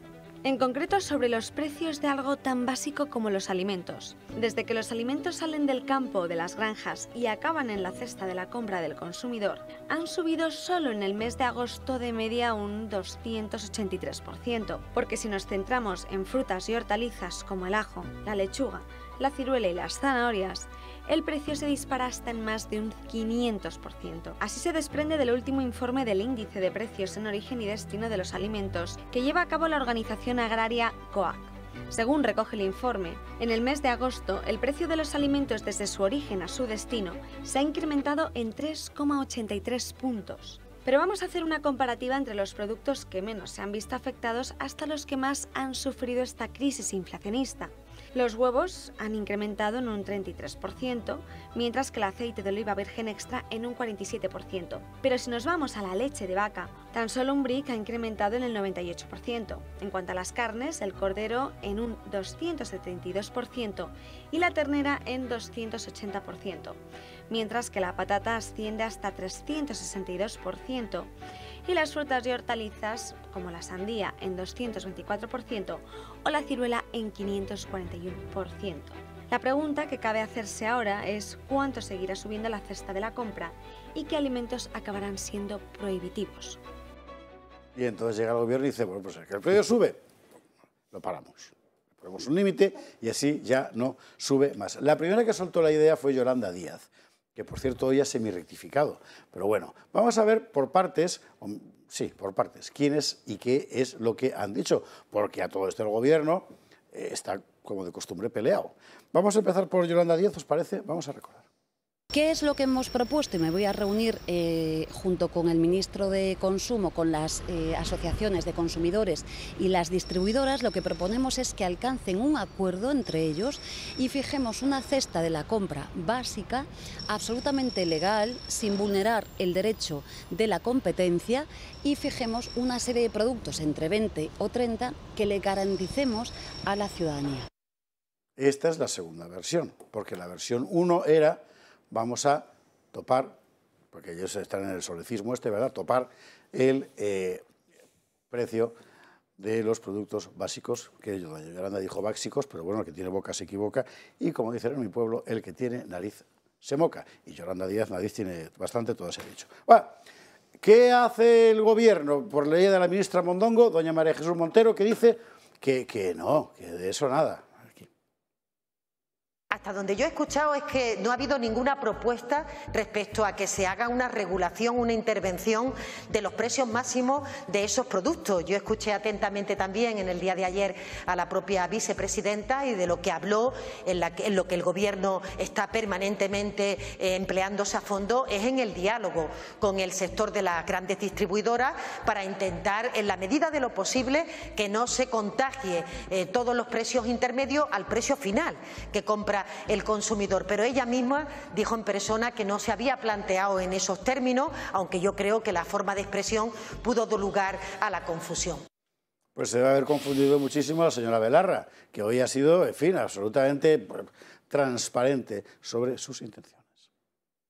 Nosotros apoyamos esta propuesta como no puede ser de otra manera y además yo no voy a permitir que se genere ninguna falsa polémica, digamos, en torno a nosotros, ¿no? Si no hay voluntad de acuerdo por parte de las grandes empresas, yo creo que tendremos que pensar en algún tipo de mecanismo obligatorio, porque en estas circunstancias yo creo que es importante que el Gobierno tenga claro qué intereses defiende, a quién defiende. Vamos a ver, cada vez que alguien dice, como no puede ser de otra manera, muere un unicornio. De verdad, o sea, entre eso, las líneas rojas y el poner en valor, los españoles hablan cada vez peor, sobre todo los políticos, menos Terol, uy, Montañez, qué desastre. Bueno, esto es lo que hay. Entonces, ¿qué hacen los listos? Dice, yo el primero, y así de paso me evito Carrefour. Lo que ha hecho hoy Carrefour, ¿qué es? En Carrefour tenemos ya 30 productos de la cesta básica a 30, con ese básica a 30 euros. Yolanda Díaz, vienes y efectivamente, sí, porque ya han anunciado una reunión. Vamos a ver. Esto que ha hecho el de Palmas, que por eso se apellida así, de Carrefour, es algo que todos los supermercados del mundo hacen desde tiempos inmemoriales, que es de repente sacar, en fin, pues el fin de semana no sé cuántos, todo a no sé cuántos, todo a 100, 3x2. Bueno, pues claro, ya, bien, vale, porque es efectivamente algo que hace. Pero bueno, la polémica nacional es, y yo creo que es lo único en lo que podemos contribuir hoy, ¿es posible, y en su caso con qué consecuencias, fijar el precio de las cosas? Y Antonio quería hablar y me imagino que todos. Sí. Bueno, yo lo primero, ¿de quién copia esto Yolanda Díaz? En 2021 el Comité Central del Partido Comunista de Cuba dice exactamente Díaz-Canel esto. y Maduro el 18, dice esto efectivamente, exactamente. Sí. Una lista de 30 productos con precio topado. Lo que no ha contado es lo que vino después, que es una serie de inspectores, los delegados territoriales del Partido Comunista, inspeccionando los comercios. ¿Y qué ocurrió? Por si no tenían problemas ya en Cuba, más desabastecimiento y mercado negro. Es decir, el resultado, para que lo sepan todos los españoles, del topaje de productos, que parece evidente, pero para que tengamos una prueba en un país ya afectado por esas grandes políticas que les encantan a Yolanda Díaz, y como la llama un conocido locutor de radio, la niña de la curva, la ministra de Políticas Sociales, creo que ya están más que comprobados y demostrados que son realmente terribles. En cualquier caso, 283% de incremento del precio desde origen hasta nuestra casa. El incremento de los precios de los productos básicos. ¿Y a qué se deben? Energía. La energía ha subido mucho el precio, el gobierno es incapaz de contener el precio de la energía por sus malas políticas energéticas, sus malas decisiones exteriores y una pésima política de la Unión Europea. Segundo, escasez de materias primas. Nosotros mismos hemos renunciado a tenerlas durante mucho tiempo. Tercero, sequía. Esto ya es un problema endémico de España especialmente. Sequía. ¿Sabéis cuándo ha reunido a la mesa de la sequía el ministro de Agricultura? El 5 de septiembre. El 5 de septiembre ha reunido a los agricultores en la mesa de sequía después de 3 meses de carestía en los huertos y en el campo español. Este es el gobierno de España, con lo cual podemos buscar enemigos fuera, podemos decir que también es la Unión Europea, que también, pero que es que aquí tenemos unos señores que copian las medidas de Cuba, no defienden la autonomía y la soberanía nacional y encima le complican la vida a los poderes. Y se te han olvidado los poderes. Los poderes, por cierto, atentos a lo que está preparando Borja García, que lo sacaremos mañana, Dios mediante, sobre los poderes. Los terribles poderes ocultos, ¿verdad?, que conspiran contra... De verdad, los poderes mediáticos, ¿no? También que dice Pablo Iglesias. Eso, una referencia... bueno, perdón, como quieras. Es una pequeña referencia, estás hablando de Cuba.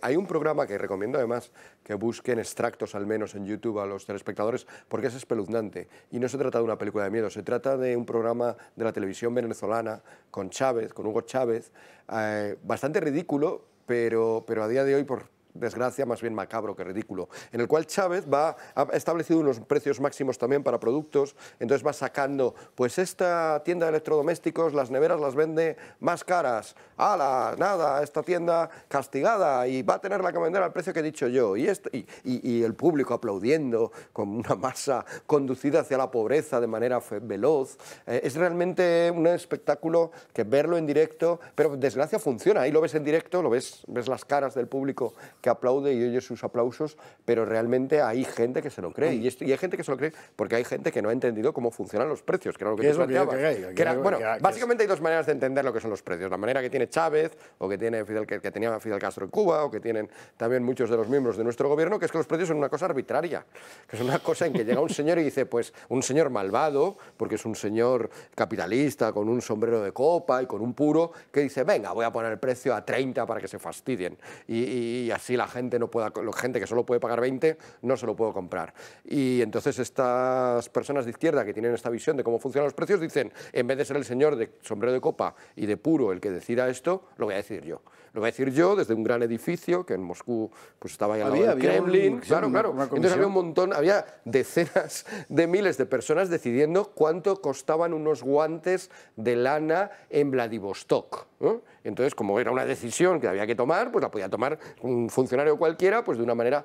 Obviamente eso no funcionó, sabemos ya, obviamente el funcionario de Vladivostok o bien ponía un precio muy barato, que se agotaban los guantes enseguida, o lo ponía muy caro y tampoco, entonces había guantes, la gente no podía comprar guantes en Vladivostok. Y hay otra manera de entender los precios, que seguramente que vosotros, que estéis en el mundo de la economía, podréis explicar mejor, pero que básicamente voy a intentar apuntar, que es la idea de ver que un precio en realidad es un trozo de información, es una información que te da a ti como consumidor, te dice, mira, este producto ha costado tanto. ¿Por qué? Porque un producto, como decía antes Javier, ¿no?, está dentro de un... Hay que saber un poquito de teoría de sistemas, está dentro de un sistema y un producto, una naranja, no es solo esa naranja, es lo que ha costado el terreno donde se ha cultivado, lo que han costado los fertilizantes, lo que han costado los plaguicidas, lo que ha costado la persona que ha tenido que ir a sacar la naranja, lo que ha costado el señor que ha traído la naranja desde su territorio o desde su tierra hasta el supermercado, lo que ha costado el combustible, etcétera, etcétera. Es una cosa complejísima. Solo he empezado a decirlo y ya se hace complicada. Bueno, pues esto era lo que pretendía el señor del Kremlin decidir desde su despacho sobre Vladivostok. Pero en vez de hacerlo así, que es muy complicado y imposible, hay otra manera, que es conocerlo a través del precio, en un mercado libre. Porque da la casualidad que en un mercado libre ese precio se determina justamente de esa manera. Y entonces, como pueden explicar nuestros compañeros, hay una curva de demanda, hay unas personas que ofrecen un dinero, hay otras personas que intentan bajar el precio para poder vender y al final se halla un equilibrio que es aquel precio en el cual los que venden pueden ver razonable el venderlo y los que compran pueden ver razonable el venderlo. Si ninguno de los dos lo ve así, la cosa no funciona. ¿Y quién es esa persona que cruza las curvas? Vicente Montaña. No, vamos a ver. Yo quería llamar la atención sobre la torpeza precisamente de este gobierno y de todas las ocurrencias, ideas de bombero que tienen a diario. Vamos a ver. Por supuesto que en el momento en el que tú decides topar un precio, hay alguien que va a perder mucho. Y habitualmente es el más débil de la cadena. Es decir, agricultores, ganaderos, porque ¿qué me quieres a mí decir? Que estos señores que se han aventurado a lanzar inmediatamente la oferta de los 30 productos son los que van a perder. Eso cualquiera que haya negociado con una gran superficie o que haya negociado con cualquier empresa de estas grandes sabe que las promociones se las come el proveedor.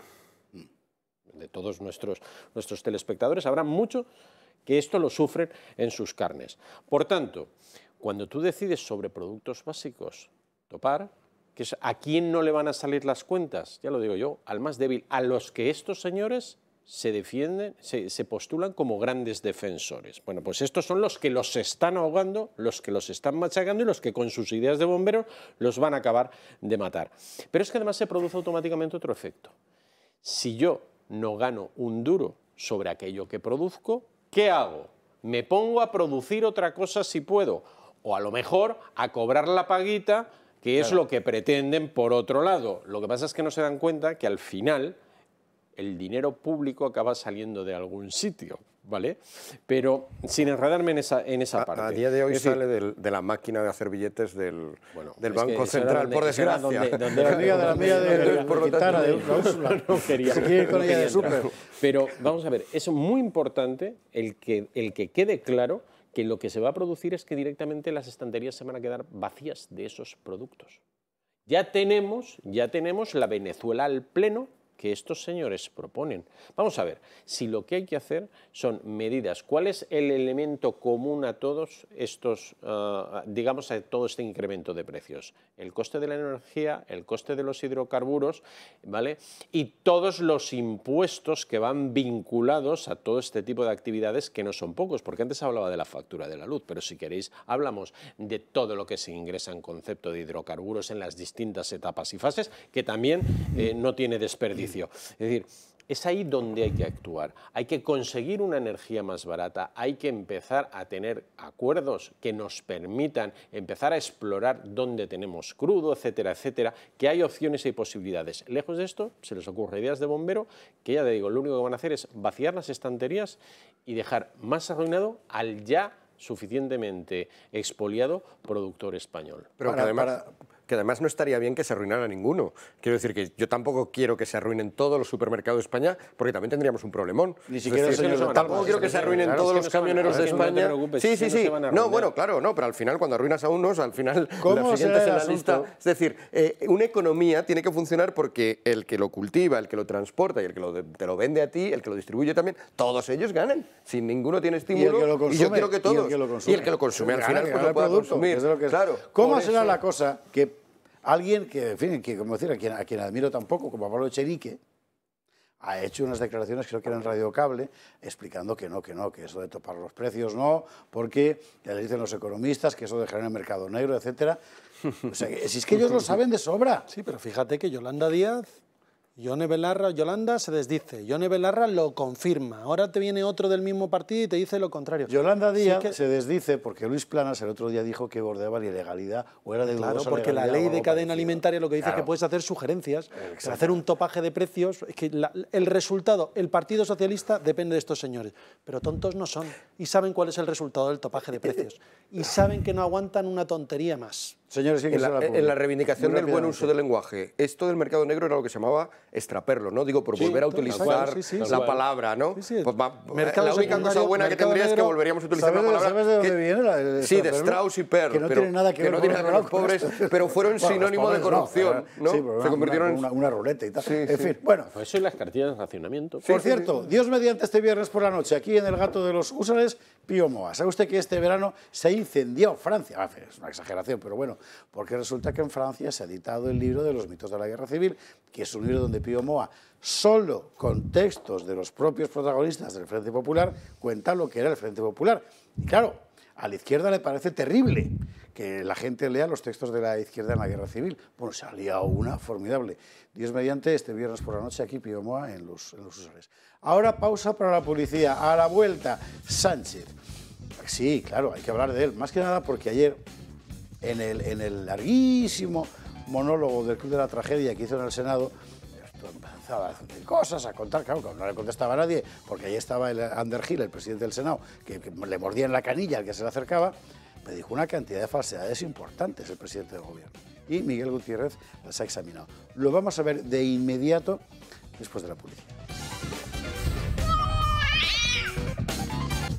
23 horas 24 minutos, 22:24 en Canarias, y vamos a repasar algunas de las cosas que dijo Sánchez ayer en el Senado, fundamentalmente porque son mentira. Y bueno, como aquí es un poco el objetivo de velar la barbarie, que diría el clásico, ¿verdad? Hay que contarlo. No puede ser, porque al menos que usted lo sepa. Yo sé que usted lo sabe, pero ¿sabe exactamente qué y por qué? Bueno, pues Miguel Gutiérrez nos lo explica. Sánchez defendió su gestión económica en el Senado y trató de justificarse con datos falsos. El gobierno aseguró que la excepción ibérica abarataría el precio de la luz en un 30 o 40%. Sánchez sacó pecho en el debate por la reducción de la factura en un 15%, es decir, menos de la mitad de lo prometido. A pesar de todo, el precio de la luz sigue estando por las nubes, por encima de los 200 euros el megavatio hora. ¿Ya no hay pobreza energética? Deuda pública. El presidente aseguró que el saneamiento de las cuentas públicas avanza. Actualmente la deuda se encuentra en el 116,8% del Producto Interior Bruto. Hablamos de 1.475 billones. ¿Creen ustedes que presumir de este nivel de deuda es una prueba más de insolvencia o es mala fe? El optimismo y la negación de la realidad también fue palpable en relación al empleo. Según Sánchez, las cifras son positivas. En agosto, sin ir más lejos, se destruyeron 189.000 empleos, pero el gobierno se escuda en la trampa de considerar a los empleos temporales como fijos discontinuos. El gobierno también sostiene que España es el país que más crece en toda Europa. La realidad es que nuestro país es el más rezagado en la recuperación, ya que aún no hemos recuperado el nivel del Producto Interior Bruto previo a la pandemia. Insistimos. ¿Es un ejercicio más de insolvencia o de mala fe? El Ejecutivo asegura que la inflación bajará este año, más aún el siguiente, y que los españoles recuperarán pronto su poder adquisitivo. En relación a la inflación, el Gobierno cambia los datos con celeridad. En julio decía que terminaríamos 2022 con un 6,5, ayer dijo que un 8, y el año que viene prevé un 3. Los analistas internacionales sitúan la inflación a final de año en un 9%. Sánchez trató de tapar también su metedura de pata con Argelia, que le ha echado en los brazos de Putin, financiando su guerra. El presidente asegura que España es el país que menos depende del gas ruso, pero hemos sido el tercer máximo importador en lo que va de 2022 y el principal en julio y agosto. ¿Son todas estas inexactitudes y falsedades una muestra de una acusada insolvencia o denotan una acusada mala fe? Por cierto, también incidía mucho el presidente del Gobierno en la vinculación del Partido Popular con las grandes empresas energéticas. Ha corrido por todas partes, en otros lugares en el Telegram de Julio Ariza, que es impagable como siempre. Telegram Julio Ariza. Julio Ariza el Toro es fundamental. Ha corrido este gráfico que vamos a ver de inmediato en pantalla, de quiénes son, en fin, la derecha que está en las eléctricas. Carmona en Iberdrola, Salgado en Iberdrola, Blanco en Enagas, Montilla en Agas, Jordi Sevilla en Red Eléctrica, Beatriz Corredor en Red Eléctrica, Narcís Herrera en Naturgy y el PNV también, porque está Johnny Maz en Repsol. O sea que los grandes poderes económicos, como usted ve, pueden estar en manos de la derecha. ¿Insolvencia o mala fe? Montañez, ¿insolvencia o mala fe? Las dos cosas. Las dos cosas. Las dos cosas, es decir, mala fe, porque no hay nada peor que engañar a los españoles. Este señor lo que está es engañando a los españoles. Es decir, de todas estas cosas que aquí ha sacado pecho, si tuviera algo de dignidad, lo que tendría que hacer es salir absolutamente corriendo. Desde la excepción ibérica, que al final no ha representado ni tan siquiera el 15% que dice él, es decir, es que hasta él mismo está dando los datos y está mintiendo sobre ellos.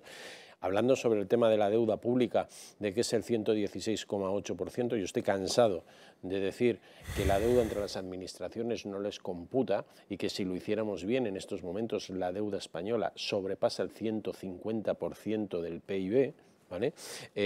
Si hablamos de empleo, es un claro ejemplo de hacerse trampas al solitario, es decir, nos está vendiendo las mejores cifras de empleo porque ha transformado todo el empleo temporal en fijo discontinuo. Pero en definitiva, al final la gente sigue saliendo, yéndose a su casa y quedarse sin cobrar. Esa es la realidad.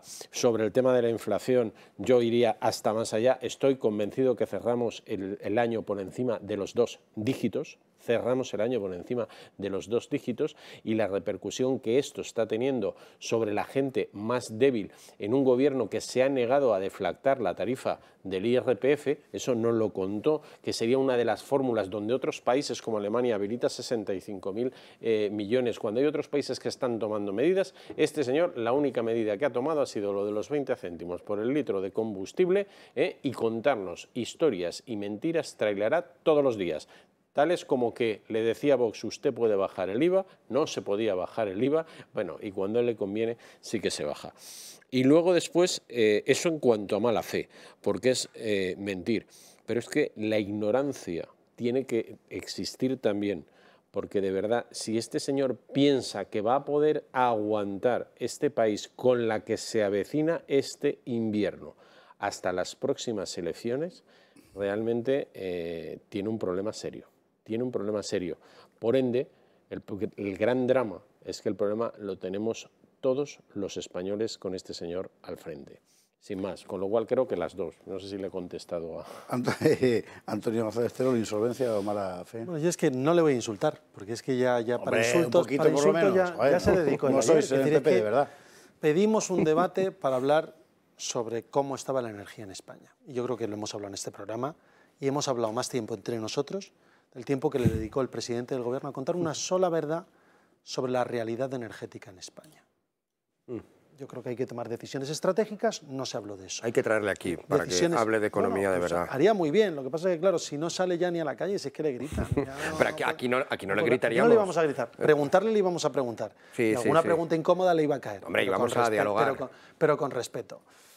Al final, bueno, él tiene ese tiempo que habilita el reglamento, por otro lado, en las cámaras a que tenga un tiempo infinito para poder dedicar a hablar de lo que quiera, incluso a insultar, y el líder de la oposición, Alberto Núñez Feijóo, hacer las propuestas concretas, deflactar el IRPF, que nos lo copie, que copie esto, que baje el impuesto como ha hecho el IVA al gas y a la gasolina, me parece bien. Hay otros impuestos especiales que podría seguir reduciendo. Podría aplicar bajadas también, como está haciendo Alemania o Reino Unido, que las han anunciado en impuestos de carácter general, que devuelvan dinero al bolsillo de los ciudadanos, aunque sea con un carácter circunstancial. Y la realidad es que ayer el presidente del Gobierno pudo contar cuál es su modelo energético y su modelo económico. Porque se ha dicho aquí, pero vamos a repetir las cifras, yo creo que es importante, 12,6% de tasa de desempleo en España. La media de la Unión Europea, el 6%. ¿Es verdad que Reino Unido tiene una inflación parecida a la de España en estos momentos? Sí. ¿Es verdad que tiene la mitad de desempleo? También. Estamos creando palas de pobres todos los días con la inflación imposible e inasumible que está teniendo España. 16% de tasa de desempleo femenino, la mayor de la Unión Europea. La juvenil. 30% de tasa de desempleo juvenil. ¿Qué hacemos?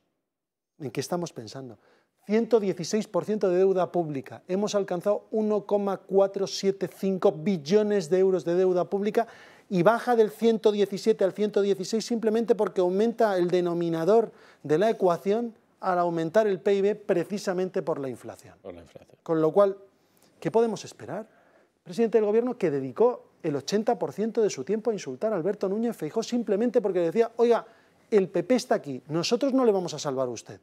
Nosotros creemos que usted es nocivo para España, pero como es usted el que convoca elecciones y ha decidido no hacerlo de momento, que es lo que yo creo que necesita este país ya, poder decidir y apostar por un gobierno serio, coherente y razonable, pues oiga, en lugar de apoyarse en Esquerra Republicana, en Bildu, en el PNV, apóyese usted en las medidas que luego termina copiando del Partido Popular, pero en vez de insultarnos, acéptelas. Hay que decirlo todo, Antonio. Hay que decirlo todo, Antonio. Copia las medidas del Partido Popular que previamente el Partido Popular ha copiado de Vox. Porque lo de quitar el impuesto... Silogismo, no es ningún silogismo. No me lo sé.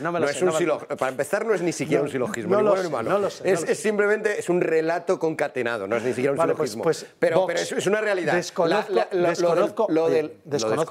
Pues no estarás atento en el Congreso de los Diputados, porque en el Congreso de los Diputados ya se propuso por parte de Abascal... Déjame Escucha, tú y yo hemos hablado de esto 80 veces, es la primera vez que me dices no propuso que Vox la bajada del IVA o el impuesto a la generación eléctrica, que he dado yo las ruedas de prensa siendo vicesecretario del PP, y yo no he escuchado a nadie de Vox hace un año y medio hablar de esto. Pues lo propuso Abascal. Pues lo propondría en el Congreso después, porque yo te digo que yo me recorro de España. Vale, pues me corrijo. El PP copia a Vox, que Vox te copia a ti. Después de Pablo Casado. No, fue quien lo contó. Ha venido después, pero bueno. Dicho todo eso, es simplemente un relato, no es un silogismo. No hagamos a la gente pensar que los silogismos son cosas distintas. Era simplemente un relato de quién copia a quién. Pero bueno, un asunto más sobre... Una cuestión más. No hables cuando hablo yo. ¿Por qué no? Porque luego no se puede... Es el moderador, no hay derecho. Pero es que... Miguel Ángel, te juro que podría sorprenderme con otras cosas, oye, recursos al Constitucional, que yo creo que aquí soy bastante justo cuando se presentan recursos por parte de Vox que son fructíferos, yo digo, oiga, esto lo ha hecho Vox. Lo de hoy, que no lo han contado. La propuesta energética, de verdad. La propuesta sobre el gas. De supresión del impuesto a la generación eléctrica y bajada del IVA. Sobre el IVA del gas. Seguro que la hizo el Partido. Pero bueno, si da igual, si yo soy enterado. Era por prurito de buscar. No, y también por buscar la verdad. A ver, una cosa, dices que Pedro Sánchez empleó su tiempo en insultar a Feijóo. Es muy divertido porque en realidad lo que hizo es también emplear lo que no era su tiempo, a insultar a Feijóo, ¿no? Cuando estaba hablando Feijóo y no era su turno, parece que también le insultaba, o sea, que empleó su tiempo... ¿Qué le dijo? Sí. No se oye. Además es que le han pillado sí, porque le pillan incluso lo que le dice y cuando Feijóo para y dice, deje usted de insultarme, yo no le he insultado, y le han sacado las televisiones el insulto y cómo decía que le insultaba, hasta en eso miente. Sí, es un completo. Bueno, muy rápidamente que hemos irnos a la pública y luego a Cataluña. No he comentado nada de este tema, solamente... porque has perdido todo el tiempo en enredarte. Perdón, ¿ves? Esto es lo que pasa. He intentado decir que Vox había propuesto el gas y como Antonio me empezó a interrumpir, nos hemos liado un montón en eso y apenas he podido... Su sistema funciona. Me comprometo a no interrumpirte en los próximos programas. No, por favor, ni en este. Bueno, en este, ¿cuánto queda? Venga, ni en este ni en los próximos. Pero yo iba a hacer un pequeño comentario sobre el listado este que habéis hecho de socialistas que están trabajando en grandes empresas eléctricas. La puedes a las 36:30, o sea que puedes hacerlo ahora después de la publicidad. Bueno, sí puedo hacerlo después, vale, pero vale. Tampoco quiero yo aquí, pero es que es muy pequeño. A lo mejor me vais a llamar populista, pero de verdad quiero que alguien me lo explique. Una de las que salía ahí, Beatriz Corredor, en Red Eléctrica, presidenta actual, ¿no?, de Red Eléctrica, cobró en el año 2020 400 65.000 euros de sueldo. Yo la pregunta la hago sincera, a ver, ahí por afán de búsqueda de la verdad, no por meterme con nadie ni por hacer la cosa populista. ¿Realmente aporta ese valor esa mujer a esa empresa? Y la respuesta más inquietante es seguramente sí. Joder, ¿cuál será ese valor? Claro. Vale. Ahí es donde estamos. Pero es que al año porque siguiente nadie regala el dinero. Pero luego, es que entonces, esta mujer, ¿qué es lo que aporta un señor que ha estado en el Consejo de Ministros? Claro, es que a eso voy. Claro. Esta mujer fue ministra de Vivienda con Zapatero. Todo esto. Fue ministra fue ministra de Vivienda con Zapatero. Tiene el récord de desahucios durante un periodo en el ministerio de cualquier ministro de Vivienda. En principio lo que aporta no es su competencia. A no ser que sea la competencia para la destrucción de viviendas. Entonces, ¿qué es? Pero es que es más, he dado el dato de 2020. El dato de 2021 es que de esos humildes 465.000 sube a 546.000. O sea, la subida salarial de esta mujer en un año son unos 60.000 euros, que es mucho más de lo que cobra cualquier persona en conjunto en todo el año. De hecho, el sueldo medio está en 20 y tantos. Son 3 sueldos medios de España. Eso solo como subidita de un... Esto refleja algo. Eso es extra, claro. Bueno, pues refleja algo que hay que buscar. Refleja algo que huele que apesta. En fin, muy rápidamente... Bueno, yo por recordar una cosa, es que me estaba acordando de una persona a la que yo tenía mucho cariño y que falleció de un cáncer terrible, que fue alcalde de Tres Cantos, que fue secretario de Estado de Energía, que fue catedrático de Economía, que fue José Folgado y que fue presidente de Red Eléctrica, y fue quien redujo a la mitad el sueldo preexistente, que era mucho mayor, el doble, que tenía Red Eléctrica, y él, catedrático de Economía, había hecho la reforma del sector eléctrico siendo secretario de Estado de Energía, y él sí era un experto para poder nombrarlo presidente de Red Eléctrica. Señores, publicidad, que hay que hablar de Cataluña también. ¿Por qué? Por el recurso que ha presentado hoy Vox ante el Constitucional y por la manifestación del día 11, la de los separatistas. Sí, pero sobre todo la de los no separatistas, que también se van a manifestar recordando quién era de verdad Rafael Casanovas. Así, ¿eh? Enseguida lo vemos. 23:44, 22:44 en Canarias, recta final del Gato al Agua de hoy, y nos vamos a Cataluña porque, bueno, en realidad es Madrid, pero han pasado cosas muy importantes. Por un lado, el recurso de Vox ante el Tribunal Constitucional por la ley de segregación lingüística del separatismo catalán, y dos, el calentamiento de motores para el día 11 de septiembre, que como usted sabe es la diada en Cataluña. Bueno, vamos por partes. Primero, lo del Constitucional, que es muy importante. Es muy importante porque esa ley, bueno, es que es un atentado directamente contra las libertades individuales y colectivas de los españoles. Patricia Sanz ha estado esta mañana allí. Patricia, buenas noches.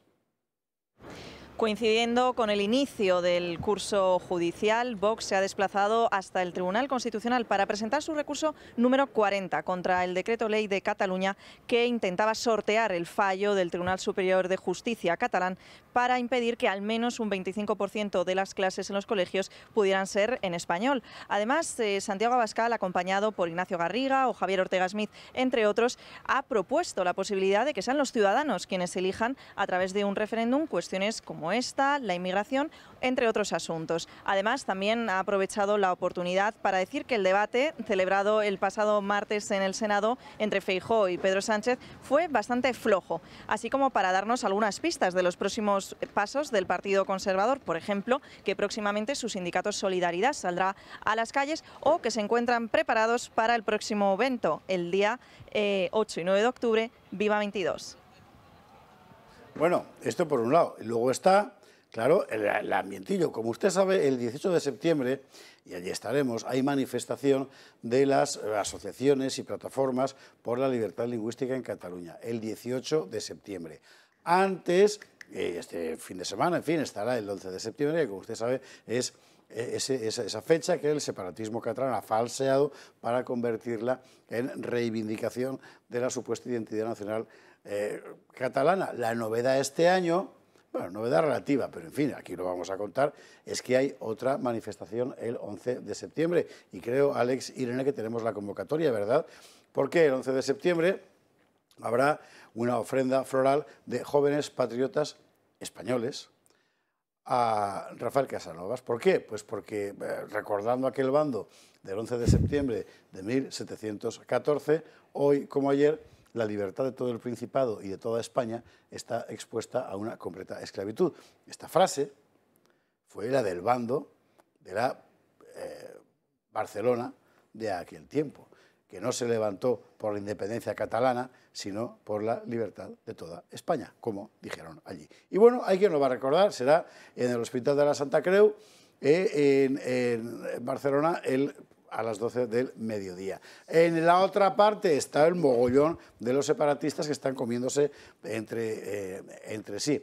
Esto, vamos a ver, puede acabar de la peor manera posible, que es con un gobierno PSC-Esquerra, que sería todavía peor. Pero en fin, de momento la situación del mapa nos la cuenta Beatriz Dávila.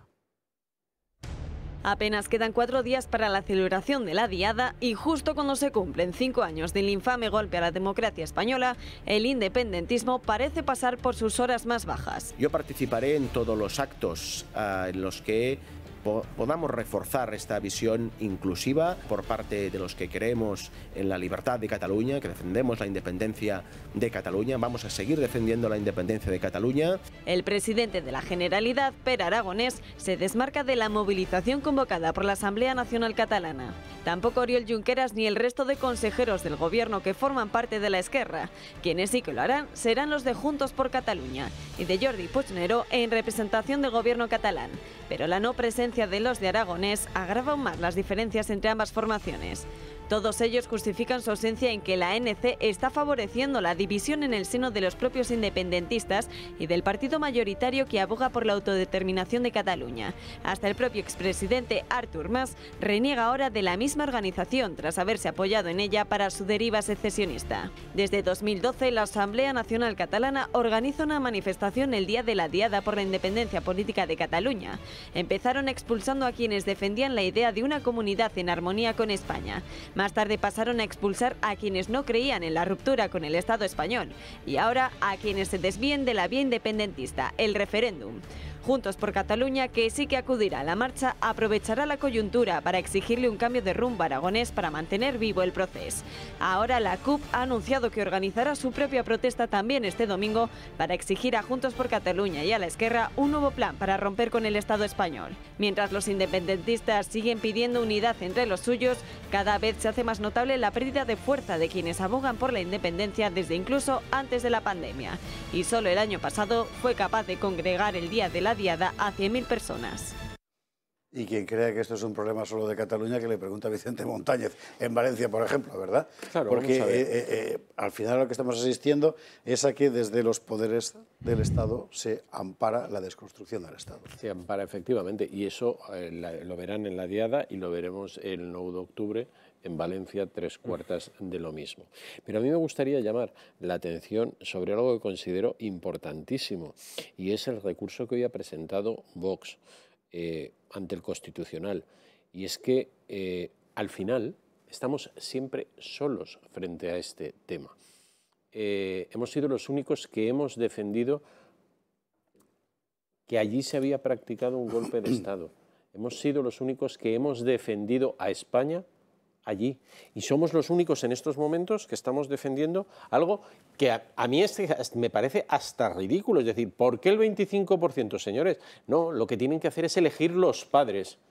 Pero claro, como en este país ambos partidos mayoritariamente, el PP y el PSOE, pero en este caso además yo al PP, y me lo vas a permitir, os voy a atacar más directamente, porque vosotros habéis sido los que habéis propiciado, como consecuencia de tener que pactar sistemáticamente con los partidos en Cataluña y con los partidos en el País Vasco, son todas estas leyes las pusisteis vosotros.